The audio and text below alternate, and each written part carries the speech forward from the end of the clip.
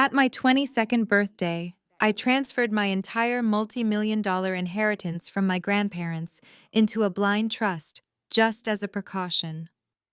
The next morning, my parents and younger sister threw a lavish celebration because they thought they had just secretly sold my commercial building to fund their extravagant lifestyle.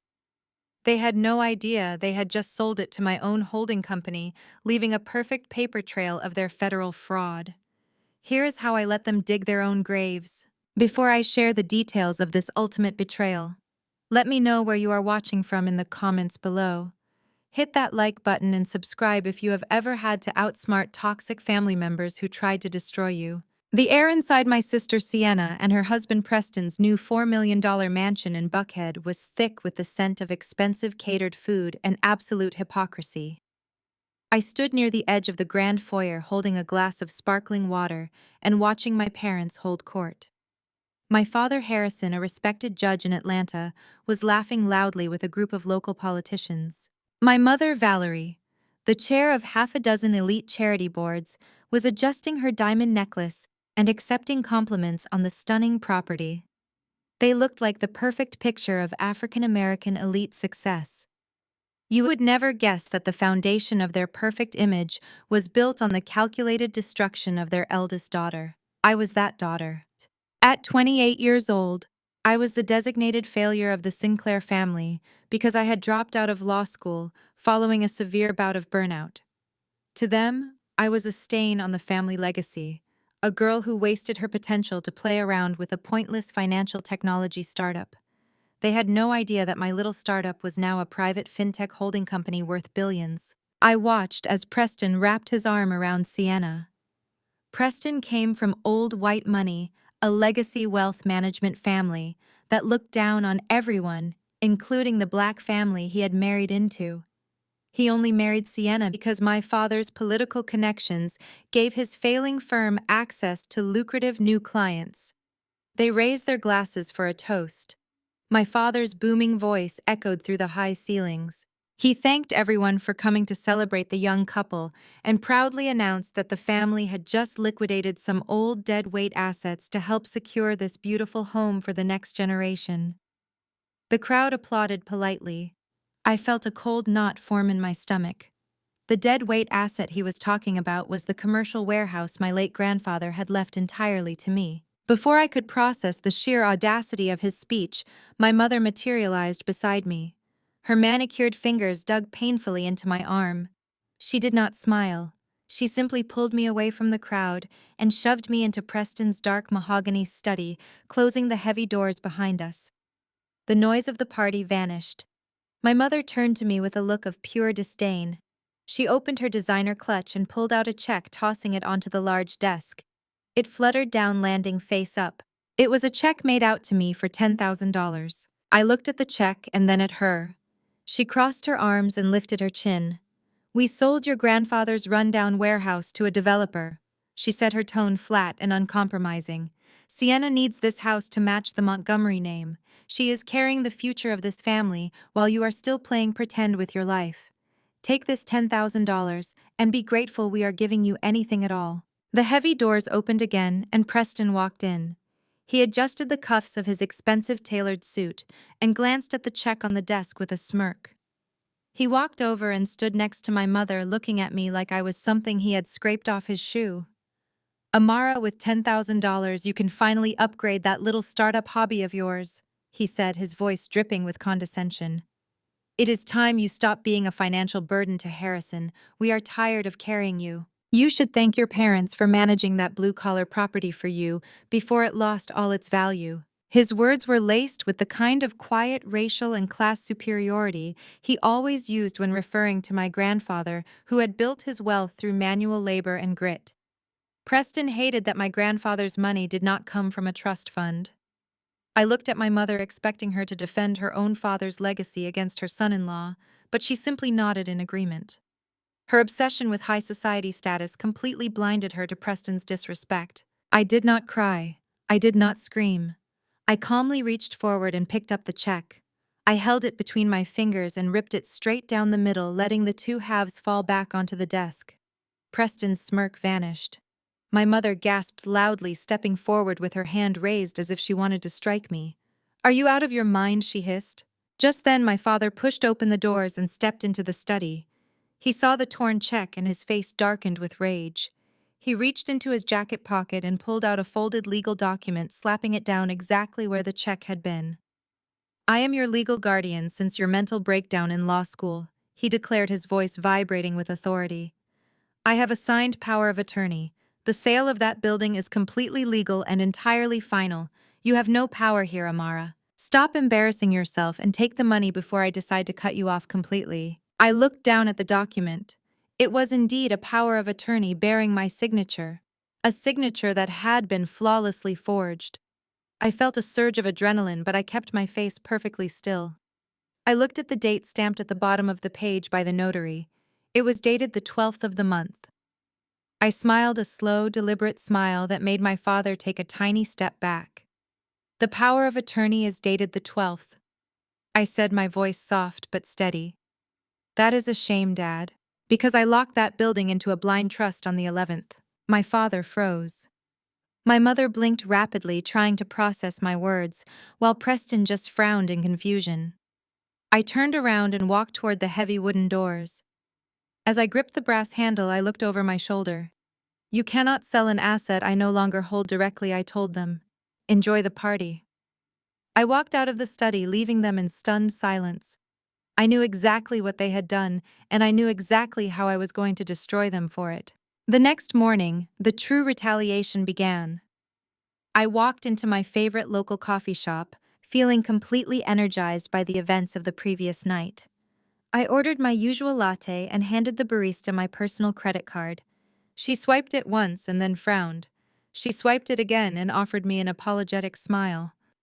"I am so sorry," she said, "but it says the card is declined." I felt a brief flicker of annoyance before realization set in.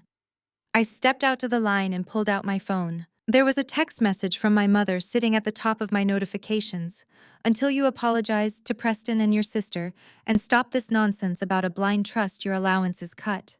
You will learn to respect this family." The air inside the Michelin star restaurant in Buckhead smelled of white truffles and expensive entitlement. I walked across the imported marble floor, letting the hostess guide me toward the private dining alcove at the back. This was the exact establishment my mother used whenever she wanted to perform her particular brand of high society theater. She knew the lighting was flawless, and she knew half the women in her charity circle would be seated at the adjacent tables. She wanted an audience for what she was about to do. I approached the table and stopped dead in my tracks. My mother Valerie and my sister Sienna were already seated sipping sparkling water. But it was not their smug expressions that caught my attention. It was the jewelry resting against my sister's collarbone. Sienna was wearing a vintage platinum necklace, adorned with a flawless teardrop diamond. That necklace belonged to my late grandmother.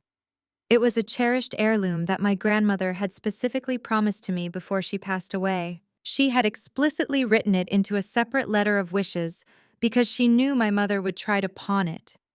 Seeing it draped around Sienna's neck was a calculated psychological strike. It was designed to throw me off balance before I even sat down. I pulled out my chair and took a seat. I did not mention the necklace. I kept my face entirely blank. Sienna touched the diamond pendant with her manicured fingers, making sure the ambient light caught the stone. "It looks stunning with this outfit, does it not?" Sienna asked, her voice loud enough for the neighboring tables to hear. "Mom said I should have it since I am the one actually carrying on the family legacy. It is only fitting that the Montgomery heir inherits the best pieces from the Sinclair vault." I looked at my mother. Valerie had her hands folded neatly on the pristine white tablecloth. She wore a look of practiced maternal concern that made my stomach turn. She pushed aside her crystal water glass and slid a thick manila folder across the table toward me. "We are here because we love you," Amara, my mother, began. Her voice was pitched perfectly to sound like a grieving parent dealing with a troubled child. "We are staging an intervention. Your behavior lately has been erratic and deeply concerning, tearing up checks and making up wild delusions about blind trusts and secret companies. You are having another mental breakdown just like you did in law school." I looked down at the folder. I did not touch it. You need help, Amara, my mother continued. Preston was thoroughly traumatized when you threatened him in your sad little office yesterday. We cannot have you harassing this family anymore. You are a 28-year-old dropout. You have no career and no prospects. You are spiraling, and it is breaking my heart to watch you destroy yourself. Sienna leaned forward, resting her elbows on the table. You are stressing me out, Amara, Sienna added, placing a protective hand over her perfectly flat stomach. You know I am carrying the Montgomery air. Preston and I cannot deal with your toxic energy right now. You are putting my baby at risk with your psychotic episodes. We just want peace. The sheer audacity of her lies was almost impressive.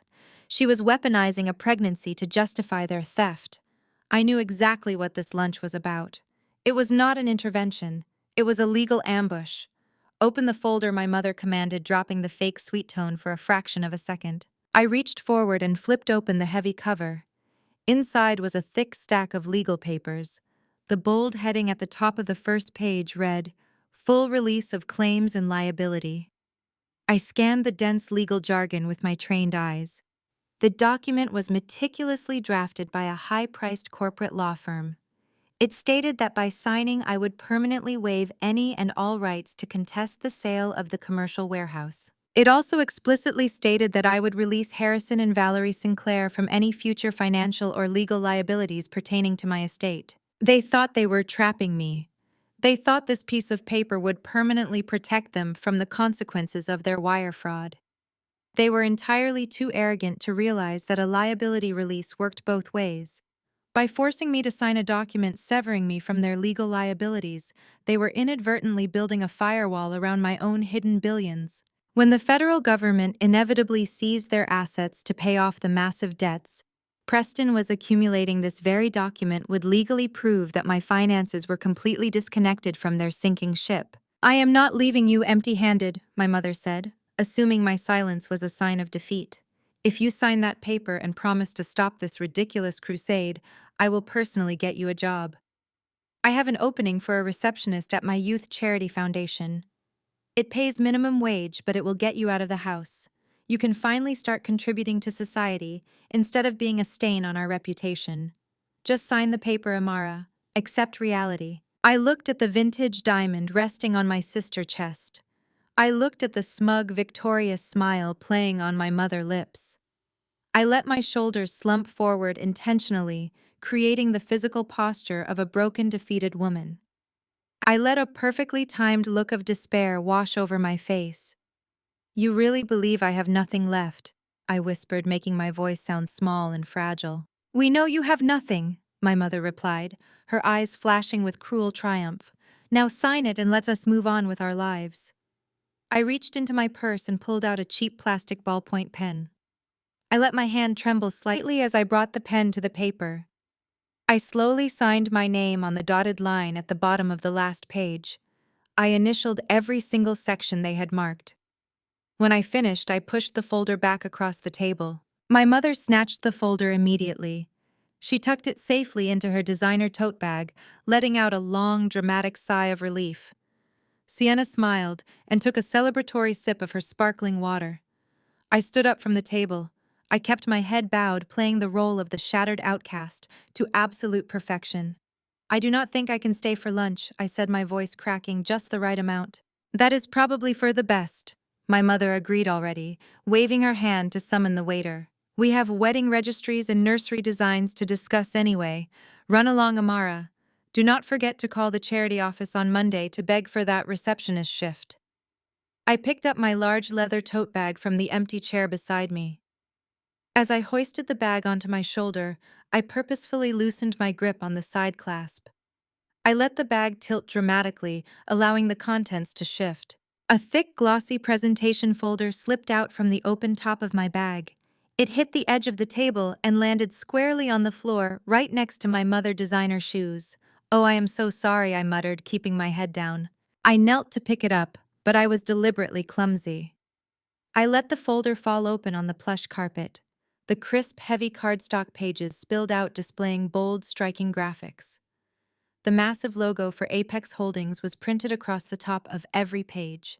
Below the logo, the executive summary was printed in large, clear text. It detailed a highly confidential financial strategy. It explicitly outlined a massive shadow initiative by Apex Holdings to inject $50 million of liquid capital into failing wealth management firms across the greater Atlanta area. The prospectus highlighted aggressive expansion goals and promised unprecedented partnership opportunities for local legacy investment groups. I saw my mother's eyes dart down to the scattered papers. I saw her gaze lock onto the words $50 million in wealth management firms. I hastily scrambled to gather the papers, acting as if I was terrified of them seeing the documents. I shoved the glossy prospectus back into my tote bag with trembling hands. "Where did you get that?" Sienna asked, her voice suddenly sharp and suspicious. "It is nothing," I stammered, clutching my bag tightly to my chest. "Just some garbage I picked up. It does not matter." I turned around and practically ran out of the dining room, leaving them sitting at the table. I pushed through the heavy glass doors of the restaurant and stepped out into the warm Atlanta afternoon. The moment the valet handed me my keys, the fragile, defeated posture vanished completely. I stood tall and slid my sunglasses over my eyes. I unlocked my car and smiled. The bait was successfully dropped right into their greedy hands. It was only a matter of time before they took the biggest bite of their lives. The afternoon sun glared against the sprawling floor-to-ceiling windows of Sienna and Preston, $4 million mansion. Inside the grand study, the atmosphere was suffocatingly tense. Preston stood behind a massive marble desk, pouring himself his third glass of expensive scotch. His hands were shaking slightly. His legacy wealth management firm was bleeding capital at an unprecedented rate. Anonymous creditors were aggressively calling in debts, squeezing his margins until his spreadsheets bled red. He had spent his entire life believing his white shoe connections made him invincible, but the sudden financial hemorrhage had left him terrified and desperate. The heavy double doors of the study swung open. Valerie and Sienna walked in carrying an air of absolute triumph. They had just returned from the Michelin star restaurant where they believed they had successfully ambushed and defeated me. Sienna practically floated into the room, gently touching the stolen vintage diamond necklace resting against her collarbone. She laughed loudly, telling Preston how pathetic I looked when I finally surrendered and signed away my rights to the commercial warehouse. Valerie marched straight to the marble desk and proudly slapped the signed release of claims document down next to Preston crystal glass. She smiled a wicked, satisfied smile, declaring that the family was finally safe from my toxic delusions. She then reached into her designer tote bag and pulled out the thick, glossy presentation folder I had deliberately dropped on the restaurant floor. She tossed it carelessly onto the edge of the desk, complaining about the trash I had left behind while scurrying away like a coward. Preston barely glanced at the legal release document. His eyes immediately locked onto the bold, striking graphics of the discarded folder. The massive logo for Apex Holdings seemed to glow under the study-recessed lighting. He set his drink down and grabbed the prospectus, pulling it closer. He flipped open the heavy cardstock cover, and his eyes rapidly scanned the executive summary. The color slowly returned to his pale face. The document explicitly outlined a confidential initiative by a massive shadow firm to inject $50 million of liquid capital into failing wealth management firms across the greater Atlanta area. It detailed aggressive expansion goals and unprecedented partnership opportunities. Preston read the words over and over again. His initial panic began to melt away, completely replaced by a blinding, intoxicating greed. He turned to Valerie and demanded to know exactly how she got this document. Valerie waved her hand dismissively, explaining that it must have fallen out of my cheap tote bag when I clumsily rushed out of the dining room. She laughed again, calling me a disorganized failure who could not even keep track of my own garbage. Preston did not laugh. He slammed his hand against the desk in sheer excitement. He told Valerie to call Harrison immediately. This was the golden ticket they needed. Within 20 minutes, my father strode into the study, still wearing his dark judicial suit. Preston eagerly showed him the Apex Holdings prospectus. He explained the dire financial situation of his firm, omitting the fact that his own incompetence caused it, and then pointed to the $50 million injection plan. Preston argued that if they could secure a meeting with the anonymous executives at Apex, they could pitch a massive partnership. They could use the firm historical legacy, combined with the newly acquired real estate cash, to secure the ultimate bailout. It would catapult the Sinclair and Montgomery names into the elusive billionaire boys club. Harrison read through the financial projections. His obsession with status and legacy completely clouded any rational judgment he might have possessed as a sitting judge. He agreed with Preston immediately. But there was a significant obstacle. Preston explained that to even get in the room with Apex Holdings, they needed to show massive immediate liquidity. They could not approach a multi-million-dollar shadow firm looking like desperate beggars. They needed the money from my stolen warehouse cleared and sitting in their primary operating account by the end of the business day. Standard banking regulations required standard holding periods for real estate wire transfers of that magnitude.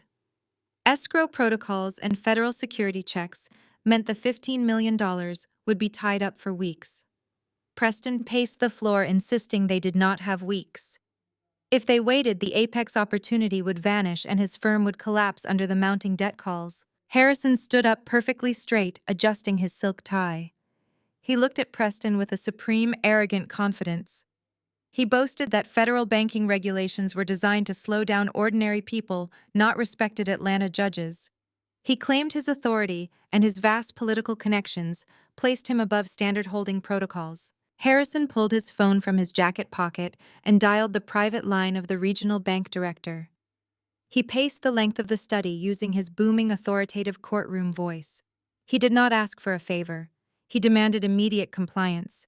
He subtly threatened the bank director with aggressive regulatory audits and leveraged his political weight to force the issue. He insisted that the $15 million wire transfer from the commercial warehouse sale be completely expedited, bypassing mandatory federal security holds, to be deposited directly into Preston's primary corporate account immediately. He hung up the phone and turned back to the room with a victorious smirk. He proudly announced that the funds would clear within the hour.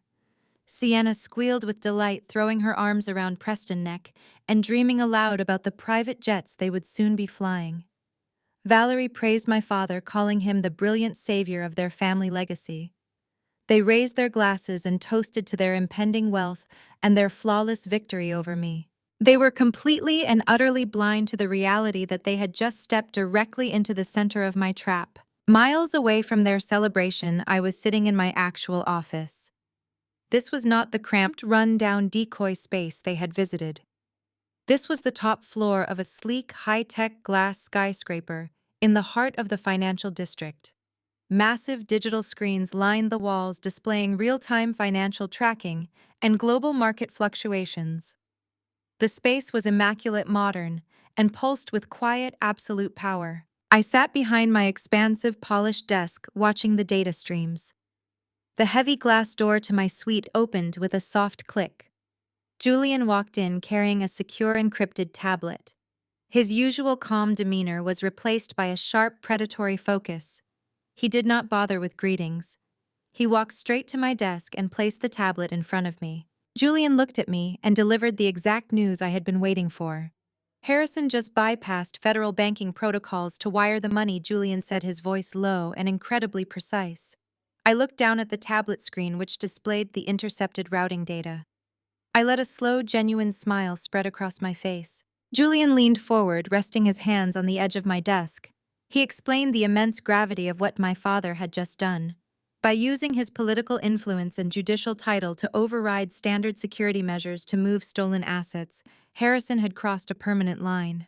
This was no longer just a civil dispute over a forged family document. He had forcefully circumvented the United States banking system. He just elevated his state-level fraud to a federal wire fraud felony, Julian confirmed. There is no coming back from this. I turned my chair slightly to look out over the sprawling Atlanta skyline. My family thought they were brilliant, untouchable elites playing a game they had already won. Instead, their blinding greed had just handed me the very weapon I needed to destroy them all. I told Julian to prepare the next phase. The trap was set, and the federal authorities were about to get the easiest case of their entire careers. The heavy oak doors of the Fulton County Courthouse always felt like a fortress, designed to intimidate anyone who dared to step inside. I walked through the polished marble hallways, the sharp click of my designer heels echoing against the high vaulted ceilings. My phone had buzzed an hour ago with a direct summons from my father. He did not ask for a meeting. He demanded my immediate presence in his private judicial chambers. Harrison Sinclair was a man who used his geography as a weapon. He wanted me on his turf surrounded by the symbols of his absolute authority.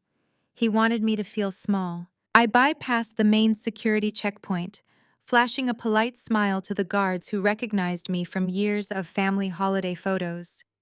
I took the private elevator up to the third floor, where the senior judges maintained their offices.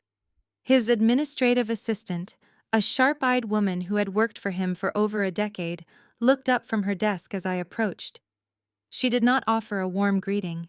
She simply pressed a button under her desk and nodded toward the heavy double doors behind her. "Your father is expecting you, Amara," she said, her voice tight with unspoken tension. I pushed open the doors and stepped into the expansive room. The walls were lined with floor-to-ceiling bookshelves filled with leather-bound legal volumes. Massive windows overlooked the bustling Atlanta streets below. My father was standing behind his enormous mahogany desk, wearing his flowing black judicial robes. He looked every inch the powerful, untouchable patriarch he believed himself to be. The moment I crossed the threshold, he marched past me and grabbed the heavy brass handles of the double doors. He slammed them shut and turned the deadbolt, locking us inside. The heavy thud of the lock echoed like a gunshot in the quiet room. "You are playing a very dangerous game, Amara." My father began, his voice low and vibrating with a barely contained fury. He paced across the expensive Persian rug, his black robes billowing around his legs. "I have tolerated your disrespectful outbursts at the country club and your dramatic exit from the restaurant. I even tolerated you showing up at the alumni gala just to flaunt whatever little money you managed to scrape together. But you are not going to ruin this for us. You are not going to sabotage the greatest financial opportunity this family has ever seen." I stood perfectly still in the center of the room. I did not take a seat. I did not flinch. I simply watched the vein pulsing on the side of his neck. He was terrified. The desperate emails Preston had been sending to my hidden holding company had clearly rattled their entire operation. My father knew that the massive $50 million partnership with Apex Holdings was their only way out of federal prison and financial ruin. He also knew that I was the only wild card left on the board who knew about the forged power of attorney. He brought me here to silence me before his precious meeting with the anonymous Apex CEO. My father stopped pacing and walked back to his desk. He opened a thick leather portfolio and pulled out a stack of crisp white medical documents. He slapped them down on the polished wood surface, spreading them out so I could see the official letterhead from a prominent Atlanta psychiatric facility. "Do you know what these are, Amara?" he demanded, leaning forward, resting his knuckles on the desk. "These are involuntary psychiatric hold documents, a Baker Act petition completely filled out and ready to be filed by a sitting judge. I have 3 different medical professionals on my payroll who are fully prepared to testify that your recent behavior is the result of a severe psychotic break. They will swear under oath that your delusions about owning secret wealth and challenging legal family documents make you an immediate danger to yourself and others." He was threatening to lock me in a mental institution. He was fully prepared to strip away my basic human rights and drug me into compliance just to cover up his real estate fraud. The sheer depravity of his plan was breathtaking. He was weaponizing the mental burnout I experienced in law school, the very same exhaustion caused by his relentless emotional abuse, to build a fake medical history against me. "If you breathe a single word about that forged signature to anyone before our meeting with Apex Holdings concludes, I will sign these papers." My father threatened, his eyes completely devoid of any paternal warmth. "I will have uniformed officers drag you out of your apartment in handcuffs and lock you in a padded room. You will disappear into the medical system for months. No one will question a respected judge protecting his mentally unstable daughter. You will be heavily medicated and completely silenced." I looked at the psychiatric forms, and then I looked up at the man who contributed half of my DNA. He was entirely consumed by the intoxicating illusion of high society prestige. He had spent his entire life bending the law to serve his own ego, and now he was perfectly willing to destroy his own child to reach the absolute pinnacle of wealth. "I built the Sinclair name from nothing!" Harrison shouted suddenly, losing his quiet, menacing tone. His voice cracked with raw, desperate ambition. "I clawed my way up through the mud to get to this bench. I bought the cars and the country club memberships and the designer clothes, so this family could stand shoulder to shoulder with the white legacy wealth in this city. We are finally on the verge of joining the Billionaire Boys Club with Apex Holdings. This deal will make us untouchable kings in Atlanta. And I will absolutely not let a broken law school dropout ruin my masterpiece. You are a failure, Amara. You have always been a failure. You will sit down, shut up, and let the adults secure the future of this bloodline." He stood there breathing heavily, his chest heaving under his dark robes. He fully expected me to shatter. He expected me to fall to my knees and beg for mercy, terrified of the medical prison he had just threatened me with. He thought the overwhelming power of his courtroom and his judicial title would crush my spirit completely. I did not break. I did not even blink. I felt an overwhelming sense of calm wash over my entire body. The final shred of residual guilt I might have held for what I was about to do to him vanished entirely into the cold air of his chambers. He had just handed me the absolute moral justification to burn his entire life to the ground. I slowly raised my left wrist and tapped the screen of my sleek smartwatch. The small device vibrated silently, confirming that the live audio feed connected directly to Julian's secure server was still actively recording every single threat that had just left my father's mouth. I lowered my arm and looked directly into his desperate, greedy eyes. "You are right, Dad," I said, my voice echoing with a chilling, absolute certainty that made the blood drain from his face. "I really am about to change everything. The Sinclair name is about to make national news, and you are going to be famous beyond your wildest dreams." I turned around and walked toward the heavy oak doors. I reached out and unlatched the deadbolt, pulling the doors open with a smooth, effortless motion. I did not look back at him as I stepped out into the bright, polished hallway of the courthouse, leaving him completely alone and locked inside his own pathetic chamber of lies. I walked past his administrative assistant without breaking my stride. She stared at me with wide eyes, clearly shocked that I had emerged from the judge's chambers looking so incredibly composed and victorious. The usual victims who walked out of that room were always visibly shaken or crying. I simply offered her a polite, tight-lipped smile and pressed the button for the private elevator. As the metal doors slid shut, isolating me in the descending carriage, I pulled my phone from my purse. I opened my encrypted messaging app and sent a single text to Julian. The message contained only 3 words: "The final nail." Julian responded almost instantly with a confirmed checkmark. My father thought his black robes made him a god in this city. He truly believed he could manipulate the medical system to bury my existence just so he could shake hands with a shadow billionaire. He was spending his afternoon meticulously planning his perfect corporate pitch for Friday night, completely unaware that the very woman he just threatened to commit to an asylum was the exact same CEO he was preparing to grovel to. The irony was so magnificent, it almost tasted sweet on my tongue. I stepped out into the bustling Atlanta street, the warm southern breeze catching my hair. My father had just played his absolute worst card, and in doing so, he had guaranteed his own spectacular public execution. The gala was only a few days away, and the stage was now perfectly set for the greatest performance of my entire life. The concrete walls of the underground parking garage beneath the Fulton County Courthouse offered a cool, damp relief from the sweltering Atlanta heat above. The sharp echo of my heels against the pavement was the only sound in the massive structure until a frantic set of footsteps hurried toward me from the shadows of the lower level. I stopped, unlocking my car, and turned around.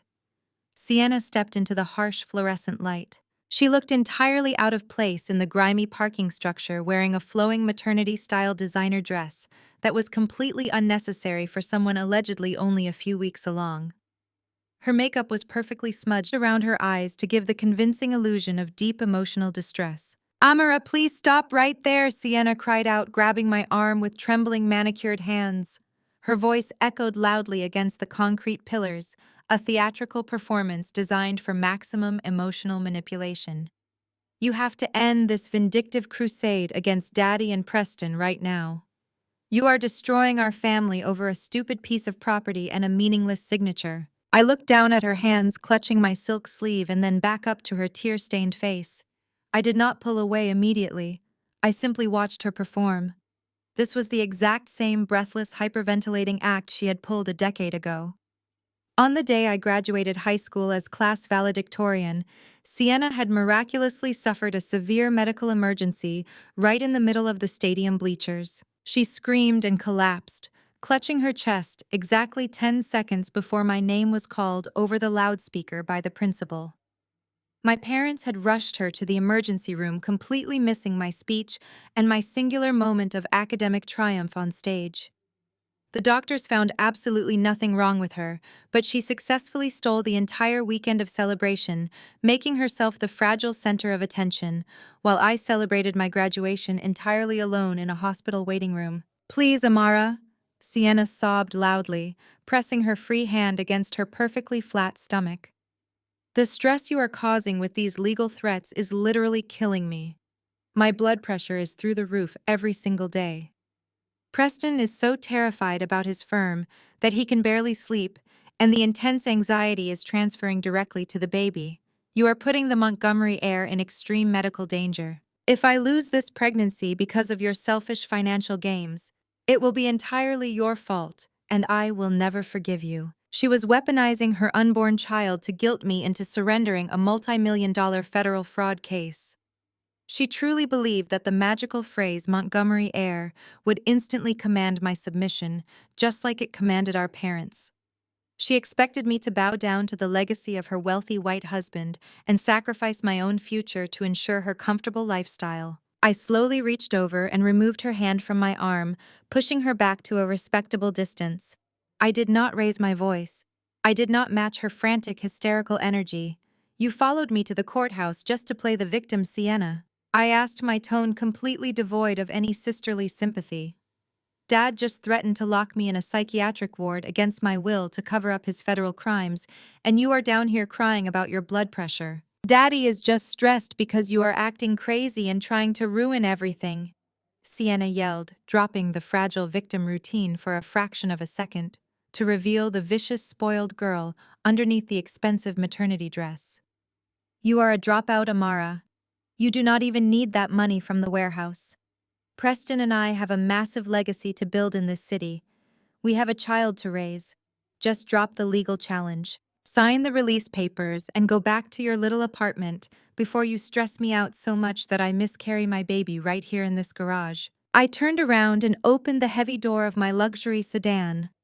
I reached across the pristine leather driver's seat and picked up a slim silver briefcase resting on the passenger side. I closed the car door with a solid thud and faced my younger sister again.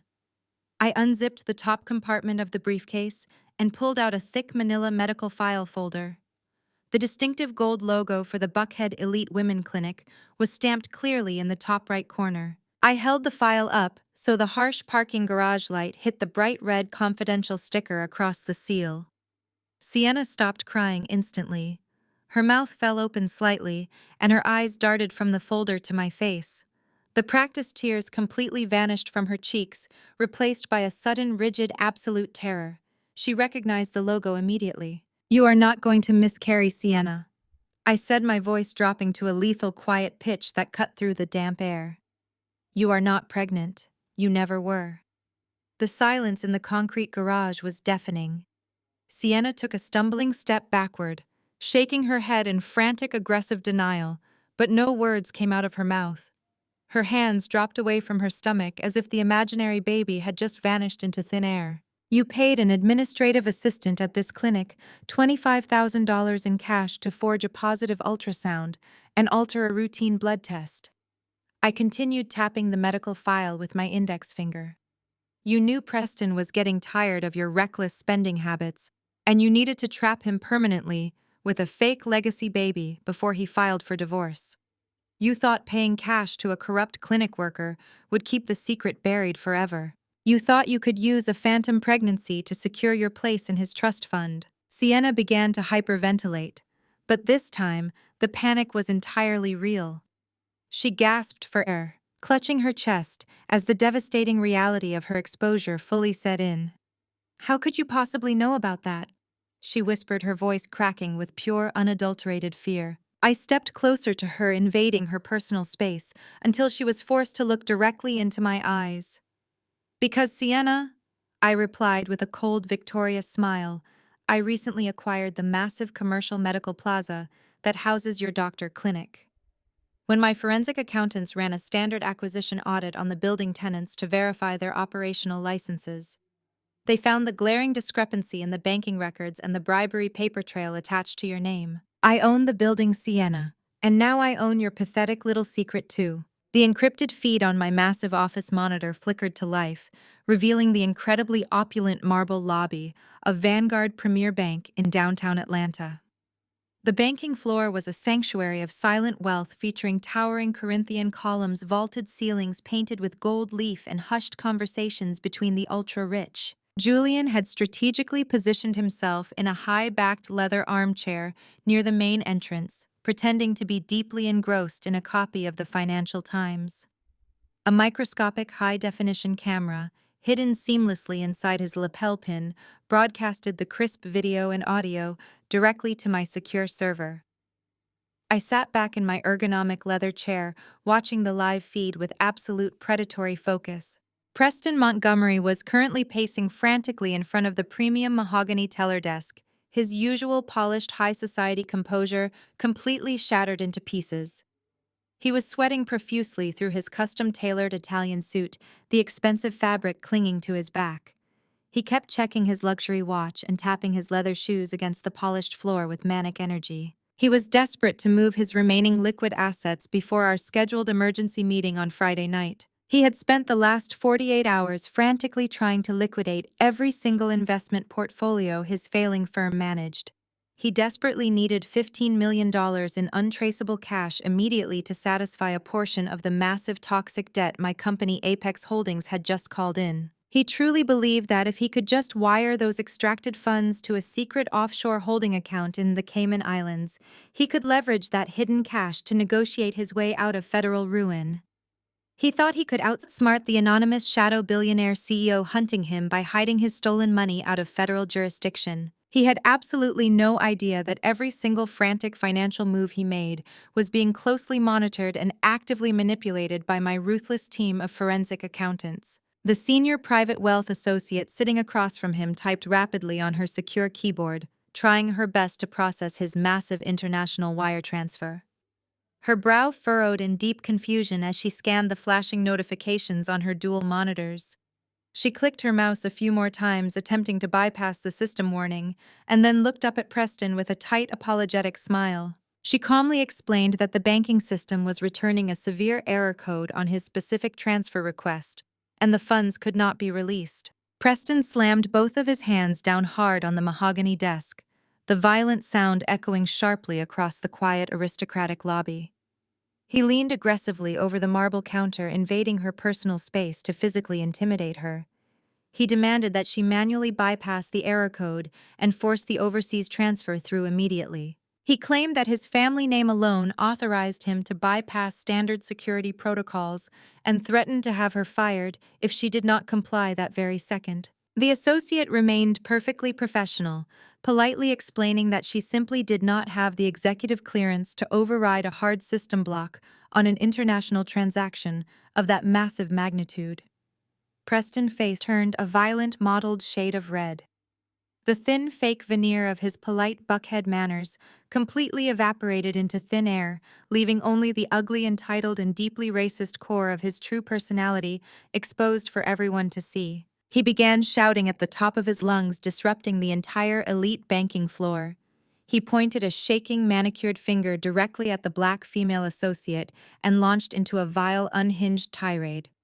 He screamed that the entire banking institution was failing because they prioritized incompetent D hires over capable legacy professionals who actually understood high finance. He openly and loudly blamed her race and her gender for what he assumed was just a basic technical error on a computer screen. He shouted that his family and his white ancestors had built the generational wealth in this city, and he would absolutely not be denied access to his own money by diversity quota employees who could barely operate a simple terminal.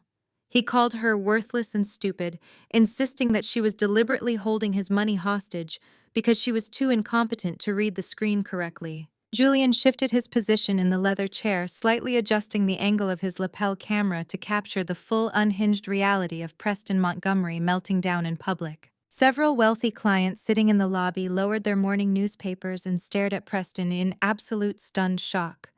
They were horrified by his blatant public racism and total lack of decorum. Preston did not care at all. He was entirely consumed by the suffocating terror of losing his precious fortune and his freedom. He continued his vicious verbal assault, threatening to call the regional bank director personally and have the associate thrown out onto the street. He demanded to speak to someone who actually belonged in the building and understood how real money worked. He truly thought his aggressive bullying would terrify the staff into compliance, just like it had always worked on my father and my sister for years. The heavy frosted glass doors of the executive suite suddenly opened, and the branch manager stepped out onto the floor. He was a tall, imposing man with decades of elite banking experience and a stern face. He walked calmly and deliberately toward the escalating situation, his expression entirely unreadable and completely unfazed by Preston's shouting. He instructed the associate to step away from the desk and took her place behind the secure terminal. Preston immediately directed his toxic rage at the manager. He demanded his $15 million wire transfer be executed to the offshore account without a single second of further delay. He threatened to pull every single Sinclair and Montgomery asset from the bank entirely if his demands were not met immediately. The branch manager did not flinch at the empty threats. He typed his high-level executive authorization credentials into the system and reviewed the flashing red warning screen for himself. He looked up at Preston and folded his hands, resting them calmly on the polished desk. He spoke in a low, authoritative voice that carried perfectly through the silent lobby and straight into Julian's hidden microphone. He informed Preston that the system error was absolutely not a technical glitch caused by the staff. The wire transfer was not going to be processed today, tomorrow, or any other day. The manager stated clearly that the federal government had just placed a hard, immediate freeze on every single account associated with the Montgomery wealth management firm and his personal holdings. Preston stumbled backward, as if he had just been physically struck in the chest by a sledgehammer. The manager continued explaining the dire situation with brutal professional clarity. He stated that the Securities and Exchange Commission had officially flagged the $15 million transaction as a desperate attempt to hide assets during an ongoing federal investigation. The accounts were locked due to massive wire fraud and suspected embezzlement. The manager added that the bank legal department was currently complying with a federal subpoena regarding the forged real estate documents and phantom medical bills tied to those very same accounts. Preston's mouth opened in silent horror, but absolutely no words came out. His arrogant, racist bravado vanished, instantly replaced by the terrifying, suffocating realization that the federal government was already deep inside his fraudulent books. I watched the high-definition monitor in my office as Preston practically collapsed against a cold marble pillar for support. He was entirely trapped in a cage of his own making. He could not move the stolen money. He could not save his failing firm. The massive, complex web of financial crimes he and my father had committed together was unspooling right in front of his eyes. He turned around slowly and staggered toward the heavy glass exit doors. He looked exactly like a dead man walking to the gallows. He pushed blindly through the doors and stumbled out into the sweltering Atlanta heat, entirely defeated, completely broke and facing federal prison. Julian watched him leave from the absolute comfort of his leather chair. A slow, highly satisfied smile spread across Julian's handsome face. He waited patiently until the bank lobby settled back into its quiet, wealthy rhythm before casually standing up. He folded his newspaper neatly and walked out of the building, blending perfectly into the downtown crowd. A moment later, my encrypted secure office line buzzed. I pressed the button on my desk console to accept the incoming audio call. Julian's voice came through the speaker incredibly crisp and laced with cold, victorious triumph. The FBI white-collar crime unit has officially taken the bait. He reported, his footsteps echoing softly as he walked down the city street. The trap snapped shut at the gala. The private elevator that serviced my penthouse required dual biometric authentication. When the heavy steel doors finally slid open directly into my expansive foyer, I was already waiting. I stood perfectly still by the floor-to-ceiling windows, looking out over the sprawling, glittering Buckhead skyline as the late afternoon sun cast long golden shadows across the imported Italian marble floor. Julian had alerted me the exact second her luxury SUV pulled up to the security gate downstairs. I knew exactly who was standing on the other side of my reinforced front door. I walked across the silent room and pulled the heavy mahogany door open. My mother Valerie stood in the hallway corridor, wearing a pristine pale pink Chanel suit that undoubtedly cost more than my first car. Her hair was blown out into a flawless, rigid style, and her posture was unyielding. She looked perfectly put together, but the tight, strained lines around her mouth betrayed the immense, crushing pressure she was currently operating under. Preston losing his mind in the middle of a bank lobby. The previous day had clearly sent massive shockwaves all the way up the Sinclair family hierarchy. The golden facade was finally cracking, and the matriarch had been dispatched to handle the cleanup. She did not wait for a polite invitation. Valerie stepped aggressively past me into the massive living room. Her sharp, calculating eyes immediately darted around the space, taking in the sheer, undeniable magnitude of the wealth surrounding her.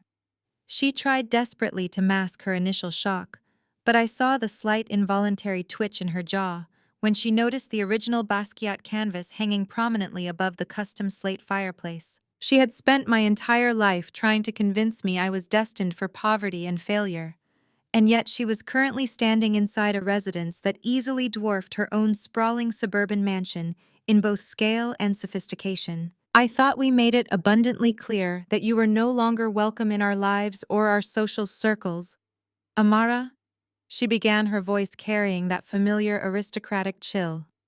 She placed a sleek black leather clutch on my granite kitchen island and turned slowly to face me. Yet here you are, terrorizing your own sister in a parking garage and threatening your father with some absurd legal crusade over a derelict property. I leaned casually against the edge of the granite counter, crossing my arms over my chest. I did not offer her a drink. I did not offer her a seat. You came all the way up to my penthouse just to scold me, Valerie, I asked, keeping my tone entirely conversational and completely devoid of any daughterly affection. Dad is about to be indicted for federal wire fraud, and you are standing in my home playing the disappointed matriarch. Valerie ignored the mention of the looming federal investigation entirely. She unclasped the gold hardware on her leather clutch and pulled out two very distinct items. The first was an elongated black velvet jewelry box. The second was a crisp, thick white envelope bearing the gold-embossed watermark of Harrison Private Wealth Management. She placed them both carefully on the granite surface, pushing them slightly across the island toward me. "We are prepared to be incredibly generous with you today," she said, smoothing an invisible wrinkle from her designer skirt. "Your father and I know you have always been bitterly resentful about your place in this family. You have always harbored a deep-seated, undeniable jealousy towards Sienna and Preston. We want to offer you a clean break right now, a chance to start over somewhere else entirely, somewhere far away from Atlanta, where you cannot cause any more damage to our reputation." I looked down at the carefully arranged items and let out a soft, chillingly humorless laugh. "A bribe," I stated flatly, shaking my head. "You actually came here to bribe me. It is a comprehensive relocation package." Valerie corrected, her chin tilting upward in a display of supreme arrogance. "Open the velvet box, Amara." I reached out and snapped the heavy velvet lid open. Resting perfectly on the plush white satin cushion was my grandmother's vintage emerald and diamond necklace. The very same breathtaking piece of heirloom jewelry my mother had explicitly forbidden me from wearing to my high school prom, claiming it was reserved solely for the true beautiful heirs of the Sinclair legacy. The stones caught the light instantly, It was absolutely magnificent, and it belonged to the only woman in our bloodline who had ever actually showed me an ounce of unconditional love. The necklace is officially yours, Valerie said, watching my facial reaction with predatory intensity. And inside that sealed envelope is a certified bank cashier's check for exactly $50,000. It is more than enough cash for you to pack up this ridiculous fake facade of a life you have built here and move to another state entirely. You do not belong in our high society world, Amara. You never have. Take the money, take the family heirloom, and just disappear quietly before you embarrass yourself and this family any further. I traced the sharp, cold edge of the central emerald pendant with my index finger. The absolute staggering audacity of her calculated offer was almost impressive. She was offering me $50,000 to simply walk away from a $50 million federal fraud and money laundering case. She truly believed that the promise of a shiny historical bauble and a few months of living expenses would easily buy my total silence. She was treating me exactly like the desperate broke law school dropout she still desperately needed to imagine me to be. Why the building, Valerie? I asked, ignoring the white envelope entirely. My gaze shifted slowly from the velvet box directly into her cold, unfeeling brown eyes. Out of all the commercial properties and liquid assets in Dad's extensive portfolio, why did you specifically target the warehouse grandfather left me? Valerie's perfect expression hardened instantly. The polished buckhead socialite mask slipped away, completely revealing the vicious, calculating, and deeply insecure woman who had manipulated my father for decades. Because your grandfather was a miserable, pretentious old fool. She spat, the sudden venom in her voice echoing sharply across the large open kitchen. From the very first day Harrison brought me home to meet the family, that old man looked at me like I was absolute trash. He saw right through my background. He knew I came from nothing, and he never once let me forget it. He called me a gold digger to my face right before our wedding ceremony. She took a sudden step closer to me, her eyes blazing with a decades-old resentment that had clearly been festering inside her soul. He bypassed your father and left that valuable commercial real estate directly to you just to spite me from the grave. He thought you were exactly like him, stubborn, rebellious, and totally immune to high society expectations. So yes, I absolutely enjoyed selling his precious building to Apex Holdings. I thoroughly enjoyed watching Preston and your father forge those documents to liquidate the asset.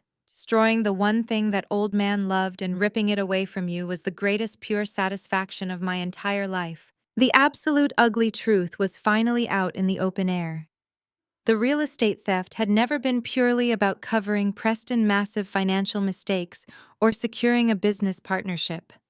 It had been a deeply personal, malicious vendetta.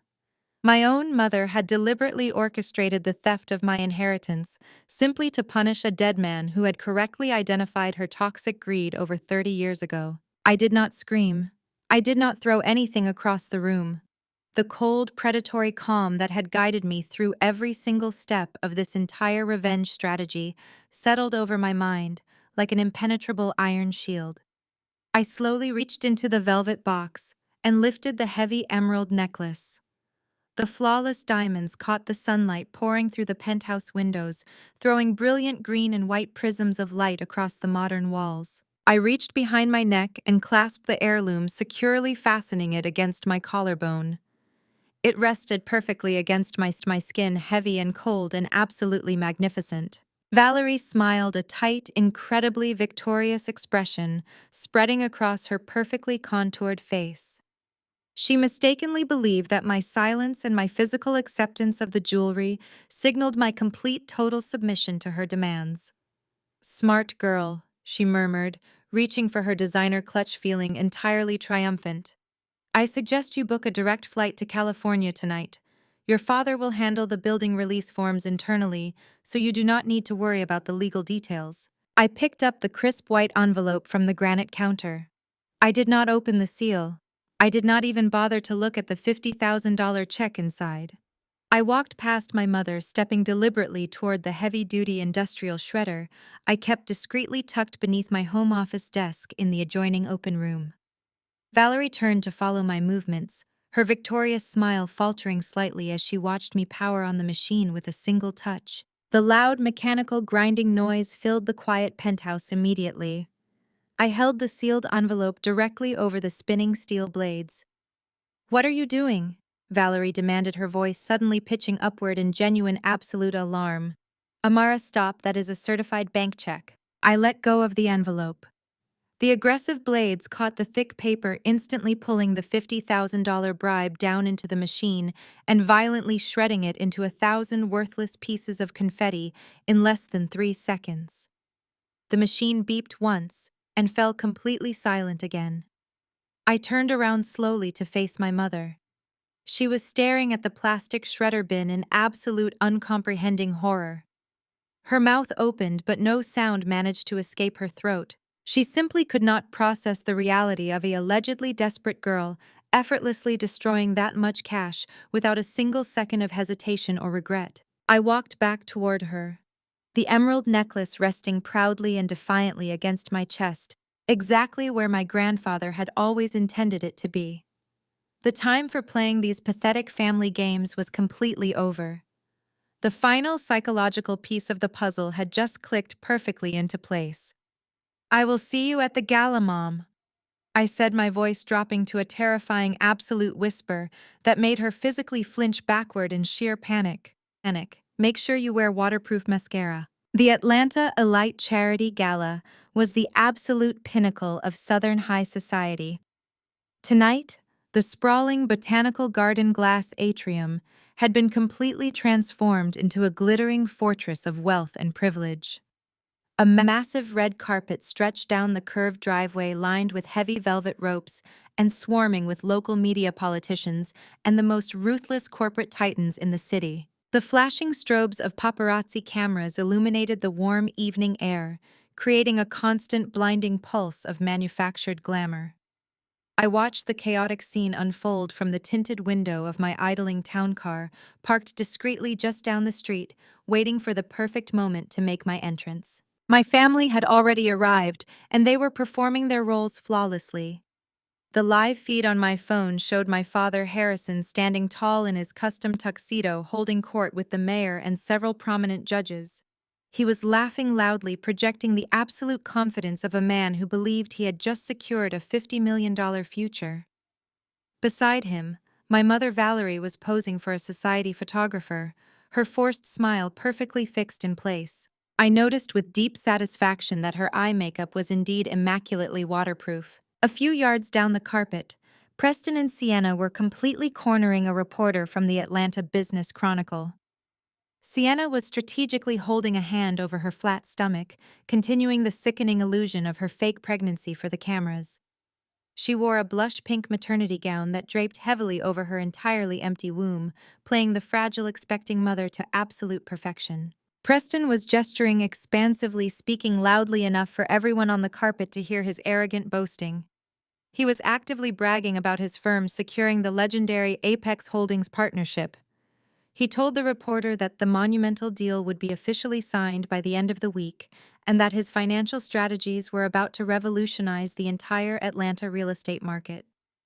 They were all completely intoxicated by the illusion of their own absolute supremacy. I tapped the partition screen, and my driver slowly pulled the sleek black vehicle forward, sliding seamlessly into the VIP drop-off zone.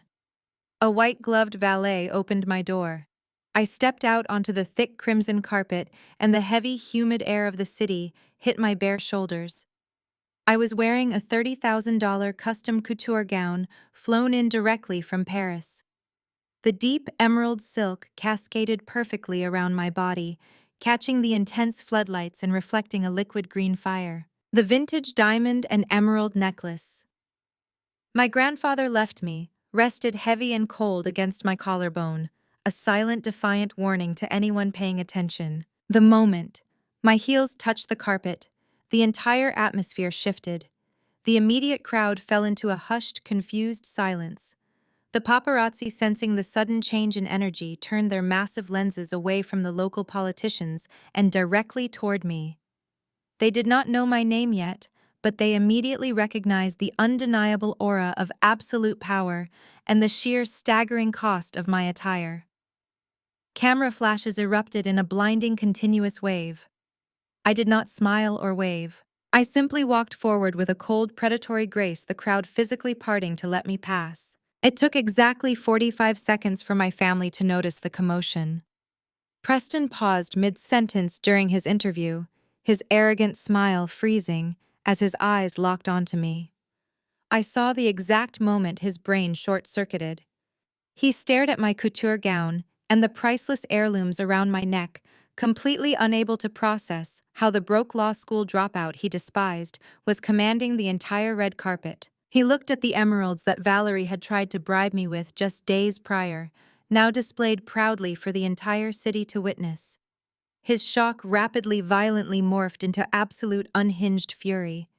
He excused himself from the reporter with a rigid jerk and marched aggressively toward the velvet rope line intercepting my path to the main glass entrance. He did not approach me directly. Instead, he made a sharp, authoritative gesture toward the massive head of event security, a broad-shouldered man in a dark suit standing near the grand doors. Preston snapped his fingers, demanding the guard immediate obedience. "Excuse me," Preston barked, his voice laced with the toxic entitlement of a man who believed he owned the entire building. "There has been a massive security breach. This woman is absolutely not on the guest list tonight. She is a highly unstable, disgruntled former employee of my firm who has been stalking my family. I need you to physically remove her from these premises immediately before she causes a violent scene and ruins this charity event." He stood there breathing heavily, his chest puffed out in a pathetic display of manufactured authority. He glanced back at my father and Sienna, who were now watching the confrontation with wide, terrified eyes. Valerie had stopped posing entirely, her face draining of color as she recognized her mother necklace resting on my skin. Preston fully expected the guards to grab my arms and drag me away in front of the flashing cameras. He desperately needed to publicly humiliate me to regain his sense of control and protect his fragile ego. He needed the surrounding billionaires and politicians to see him eliminate a threat with absolute prejudice. I stopped walking and stood perfectly still, allowing the flashing cameras to capture the confrontation from every possible angle. I did not say a single word in my own defense. I did not have to. The head of security looked at Preston with an expression of complete professional blankness. He did not reach for his radio. He did not signal his team. Instead, he deliberately turned his back on Preston, completely ignoring his frantic, aggressive demands. The large man stepped around the velvet rope, walking directly into my path. He stopped exactly 2 feet in front of me, placed his hands behind his back, and offered a deep, respectful bow of his head. "Right this way to the Apex VIP table, ma'am, the head of security," said his deep voice, carrying clearly over the ambient noise of the red carpet, perfectly captured by the surrounding microphones. "Your executive team is already waiting inside for you." The entire red carpet went completely dead silent. The reporter Preston had just been bragging to dropped his pen. My father Harrison stumbled backward, bumping into a brass stanchion, as all the blood instantly drained from his face. Sienna let out a choked, gasping sound, clutching her fake pregnancy belly in genuine sheer terror. But it was Preston who offered the most magnificent reaction of all. He stood entirely paralyzed on the crimson carpet, his mouth hanging open in a silent scream of absolute world-ending comprehension, as he finally realized he had just ordered security to throw out the anonymous billionaire CEO. He had been desperately begging to save his life. The trap had finally snapped perfectly shut. The massive double doors of the grand ballroom swung open, revealing a space practically dripping in manufactured southern opulence. Towering crystal chandeliers cast a warm golden glow over the vast sea of round tables draped in heavy white silk. Elaborate towering floral centerpieces of white orchids and rare imported lilies dominated the room. I followed the broad shoulders of the head of security as he carved a seamless, respectful path through the elite crowd. The whispers followed me instantly. The sudden dramatic shift on the red carpet had already rippled through the room like an electric current. Local politicians, corporate titans, and legacy billionaires paused their networking to stare at the $30,000 emerald couture gown sweeping across the polished hardwood floor. The Apex Holdings VIP table was positioned at the exact dead center of the ballroom, completely cordoned off by thick velvet ropes and guarded by two additional private security personnel. It was the undisputed seat of absolute power for the evening, intentionally placed where every single guest would be forced to look at it. As I approached, the ropes were unhooked without a single word. Julian stood from his seat at my right, his sharp tuxedo immaculate, and his expression radiating cold triumph. He offered a slight respectful nod and pulled out the center chair for me. I took my seat, the vintage emeralds resting heavily against my collarbone, feeling the eyes of the entire Atlanta elite society burning into my back. It only took exactly 4 minutes for the matriarch to launch her desperate offensive. Through the sea of expensive suits and couture gowns, I spotted my mother Valerie aggressively weaving her way toward the center of the room. She had abandoned my father and Preston near the entrance, entirely unable to process the public humiliation they had just endured outside. Her pale pink Chanel suit suddenly looked rigid and suffocating. Her perfectly styled hair bounced slightly with the sheer velocity of her furious stride. She moved with the desperate, frantic energy of a woman watching her entire carefully constructed social empire crumbling into dust right before her eyes. The two security guards at the velvet rope stepped forward to block her path entirely, their massive frames forming an impenetrable wall. Valerie stopped short, her face flushing a dangerous mottled red as she realized she was physically barred from approaching her own daughter. She glared at the guards with absolute toxic entitlement, demanding to be let through immediately. I caught Julian's eye and gave a nearly imperceptible nod. Julian signaled the guards and they stepped aside just enough to let my mother slip through the narrow gap. She did not take a seat. She marched directly to where I was sitting and leaned heavily over the table, her hands braced against the pristine white silk tablecloth. Her face was mere inches from mine, her perfectly contoured features twisted into an ugly mask of pure, unadulterated venom. "What exactly do you think you are doing, Amara?" she whispered through gritted teeth, her voice a vicious hiss designed to avoid drawing the attention of the neighboring tables. "Are you completely out of your mind? You humiliate your brother-in-law in front of the local media, and now you crash the most exclusive corporate table in the entire city." I reached for my crystal water glass, taking a slow, deliberate sip. I did not look at her directly. I simply let my eyes scan the ballroom, enjoying the absolute frantic panic radiating from her rigid posture. "Are you sleeping with an Apex executive?" Valerie demanded, her voice dropping an octave lower, laced with a sickening mixture of disgust and desperate rationalization. "Is that what this is?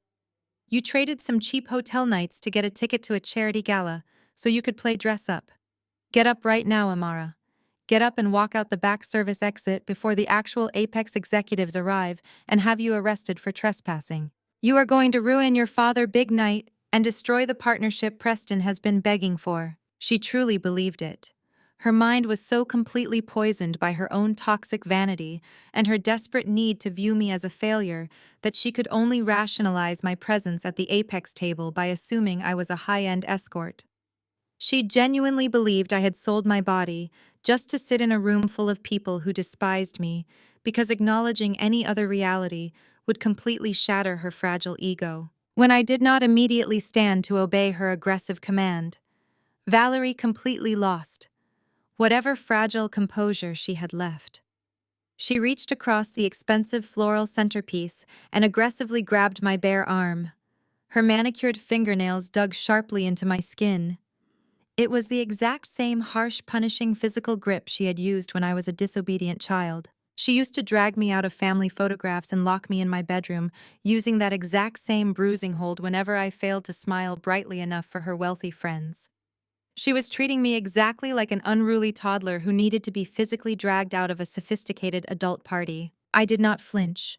The cold iron shield of my absolute control remained perfectly intact. I slowly turned my head and looked directly into her frantic, calculating brown eyes. The sheer predatory emptiness in my gaze made her falter. I placed my free hand over hers and slowly, forcefully peeled her fingers off my arm, bending her wrist backward just enough to send a sharp spike of genuine pain shooting up her arm. She gasped quietly, stumbling backward a single step as I released her. "Do not ever touch me again." Valerie, I said, my voice, a lethal velvet whisper that carried effortlessly over the ambient noise of the ballroom. I am exactly where I belong. Valerie rubbed her wrist, staring at me in absolute uncomprehending horror.